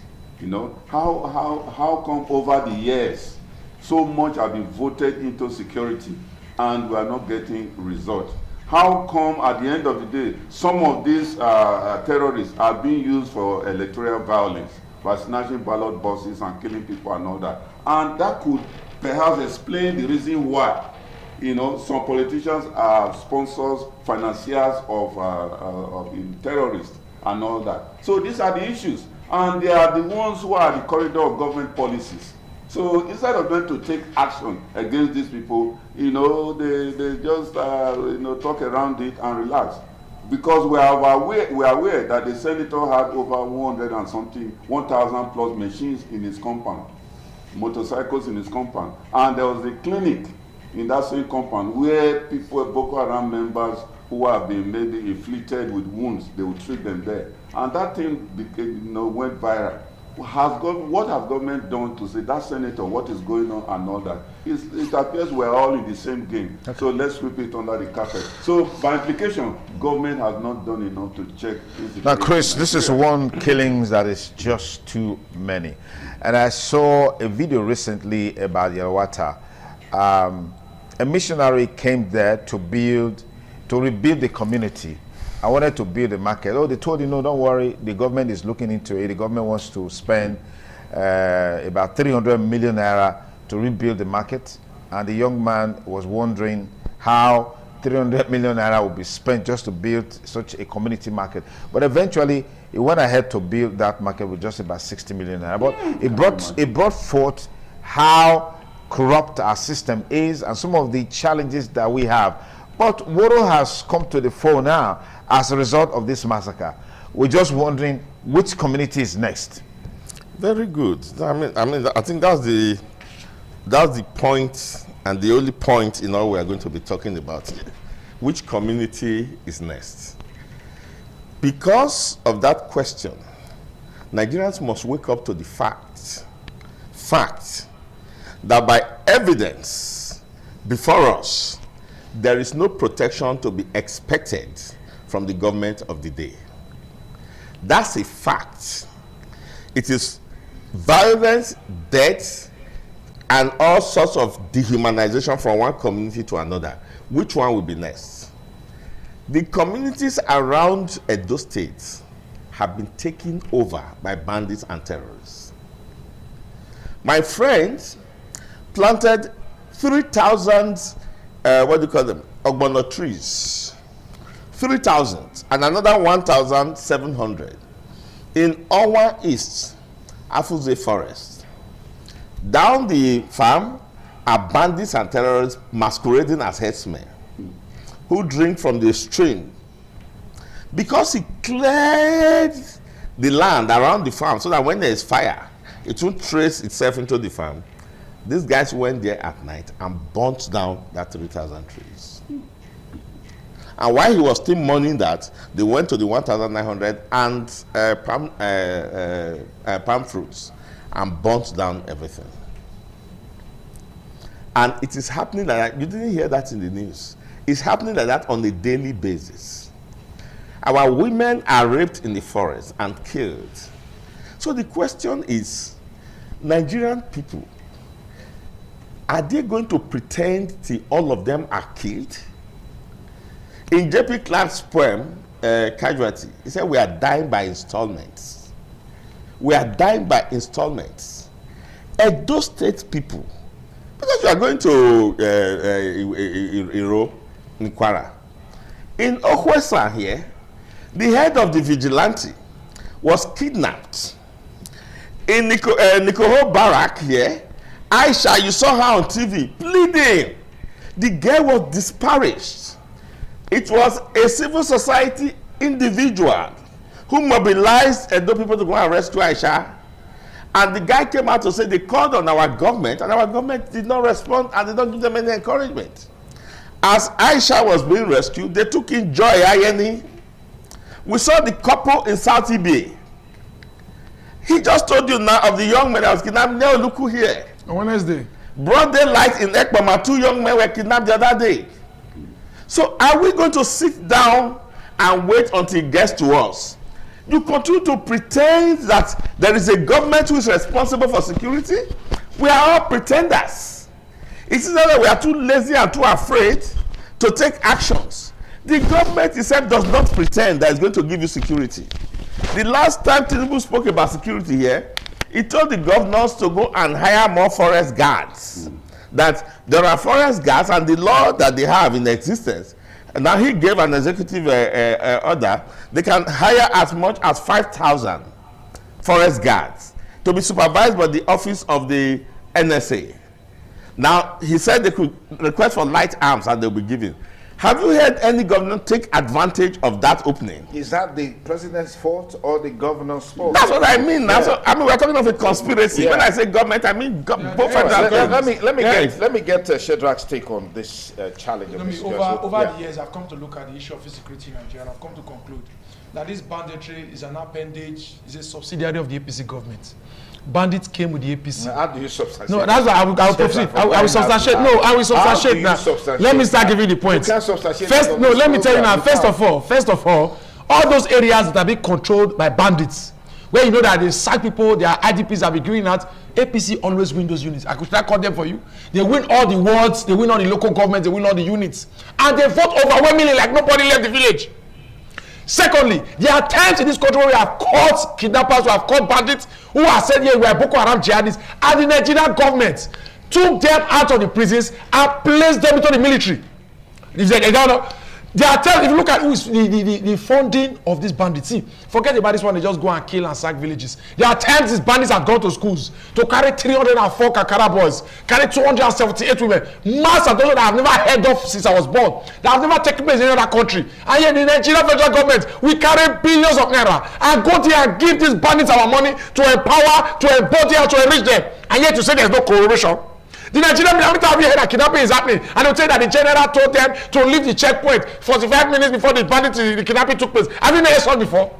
I'm telling you that there's a collusion. It is the Nigerian government where they said that these bandits are not to 5,000. It was Shehu Sani who said bandits that are ravaging Nigeria are less than 5,000. Let's assume they are making mistake. How many will be 10,000? How many soldiers do we have in Nigeria? We have 180,000 army military men on foot. And yet, 180,000 cannot combat 10,000. What is the requirement? The solution I'm running is that we should go and play new 5,000. So that means to say we have 180,000. Those guys are they say they are all pepper soup generals. They are baby general. They get there every 4 years. You'll be commander general, maybe first star general. You'll be brigadier general. They go abroad. I'm telling you now, they go abroad.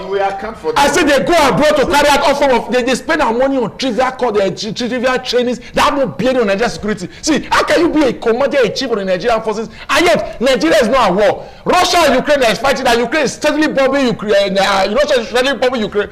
People dying in Ukraine are not to those dying in Nigeria, and Nigeria is not at war. Is it not better for us to be at total that we are fighting war? Let's know that we are fighting. Everybody is armed with guns. There's AK-47. There's complete breakdown of all this. That to just sit down and yet they are killing us like rats and chickens. And yet we say I should not substantiate.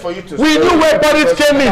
Banditry came in. Something we should pray for. You want that? They just went to sack a full village. People sack themselves down. They prayed. They finished the community. They say it's no war. What is how do you describe warfare? Well, people are dying. How do you describe warfare? They go to school. They carry 300 people. They say it's not warfare. What is your definition of warfare? See, I have said it before. Banditry in Nigeria came with the APC. And I used to think it was an ethnic thing. That maybe when Bola Ahmed Tinubu becomes president because a Yoruba man is a Southerner, all of this will come to an. It's a lie. The thing began to increase from leaps and bounds. And yet, there is nothing, no decisive action taken by the government. We have military officers, they share position with themselves, and yet no impact. They send the small ones to the field and they kill those ones like chickens. A president will sit there in the country and what is he thinking of? How to remove drug dealers, bandits, criminals, and jihadists from prison to push them back to society. To do what? When we have so many already. 08077770300. That's the studio number. We've got you on the program, Politics Today. Tell us your name and where you're calling from. Go ahead. Hello, caller. Good morning. Good morning, Pastor Duko Koto. Good morning. What's your name and where you're calling from? Yes, I'm JB Dennis calling from the Community now. All right, JB Dennis, please go ahead. Yes. I want to quickly say that, like the ADC secretariat that were attacked, is condemnable. People that do that, they are just sacrifice. That one will not make, they are making ADC too popular. Instead of them to do that, the governor earlier said that the project that he's doing in the state, he will campaign for President Tinubu for 2027, which the governor is already doing. If you look at the flyover that he's doing now, which your guest is there condemning, it's another area of people will say, yeah, we have not seen the existence of Edo State, we have not seen something like that in Edo. And people in that area will go for wherever the governor go. Okay. If you go to Edo Central now, where the governor go, that's where the people will go. Okay. If you go to where that man will come from, we have other governors before, what they did in one. But the governor just awarded from Iruepe to Afuze. And if you think go to our area from Igara, go to Akoko-Edo, Ebiro, they also awarded the road. So that's why we speak for him. That's just my thing this morning. All right, thank you, JB Dennis. 08077770300 on Politics Today on Independent Television and Radio. Dial the number, give us your take on our conversation so far. Hello, good morning, what's your name? Yes, good morning, sir. Good morning. Yes, I'm the voice of ordinary people. Okay, so let ordinary people speak through you now. Yes, for we to stop all this injustice in this nation, this terrorist, that is why we are advocating for electronic transmission of results. If that one is allowed to go through, all these things we are suffering in this country will stop. So I can remember when I was in secondary school many years ago, our principal had to show us how South Africa were suffering that time. They were showing us their picture that we should contribute money to help South Africa. They were suffering that time. That was in the 80s. Sir, today, I'm talking to you, South Africa is far better than Nigeria. Why? Because of this electronic transmission of results. South Africa just did election just about 2024 year, end of 2024. It was free, fair, and credible. The transmission of results was electronic transmission, everybody was watching it live. I was watching it live on BBC. So the opposition, nobody went to court. The same thing with Ghana. Many years ago, Ghana were suffering, but today they are better than Nigeria now. Electronic transmission of results. So please, we are standing by it. Okay. The Senate have no option. They must do that. Okay. All the civil society, Nigeria should rise up. And we should rise up to occupy their national assembly if they don't do it.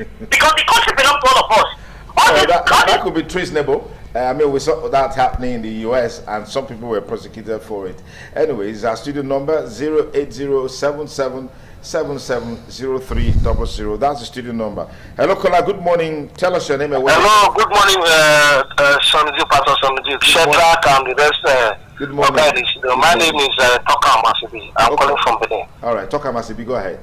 Yes, this current Senate drive, they should do the needful to have a good legacy to cover their wrongdoing before now, to sign the electronics transmission. Because I have it in mind, if they sign it, the next election, we will have nothing less than 30 to 35 million voters, because the trust will be there that our vote will be counted. Okay. They knew if they do that, majority of them will not come back. And it will checkmate the role of Godfather in our politics now. Because you will see a man who call himself Godfather, he will pilot about 40 aspirants, and no one will lose, because they know how they navigate the election. Okay. They know how they are doing it.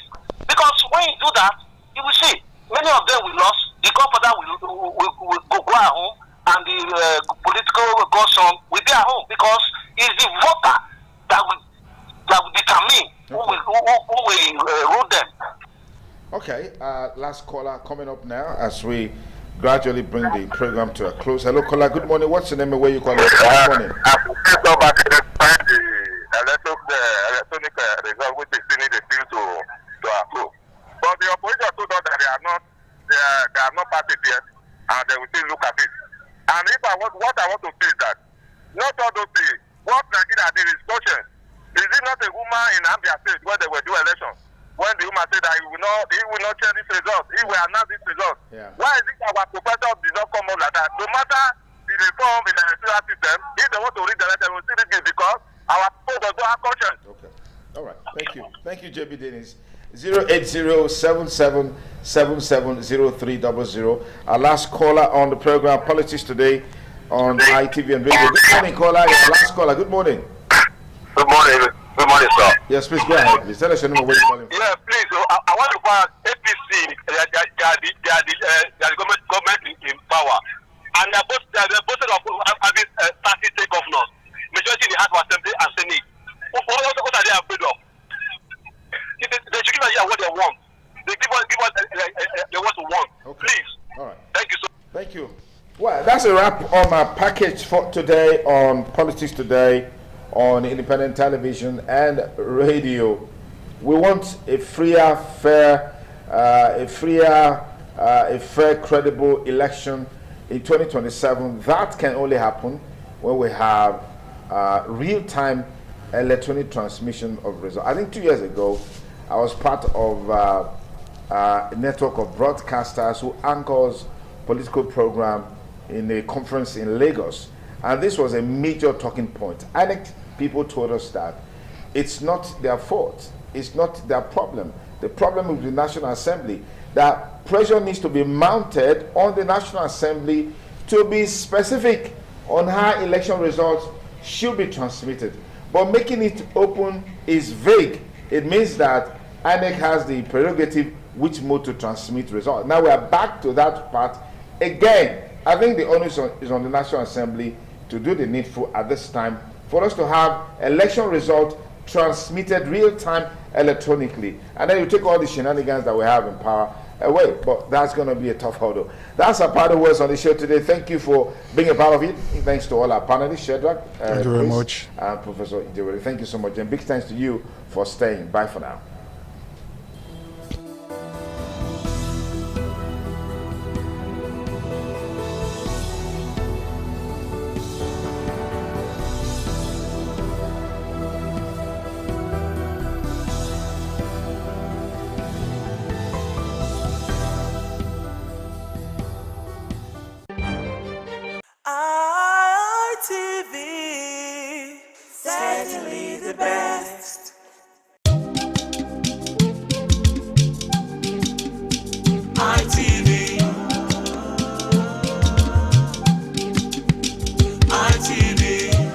TV, certainly the best.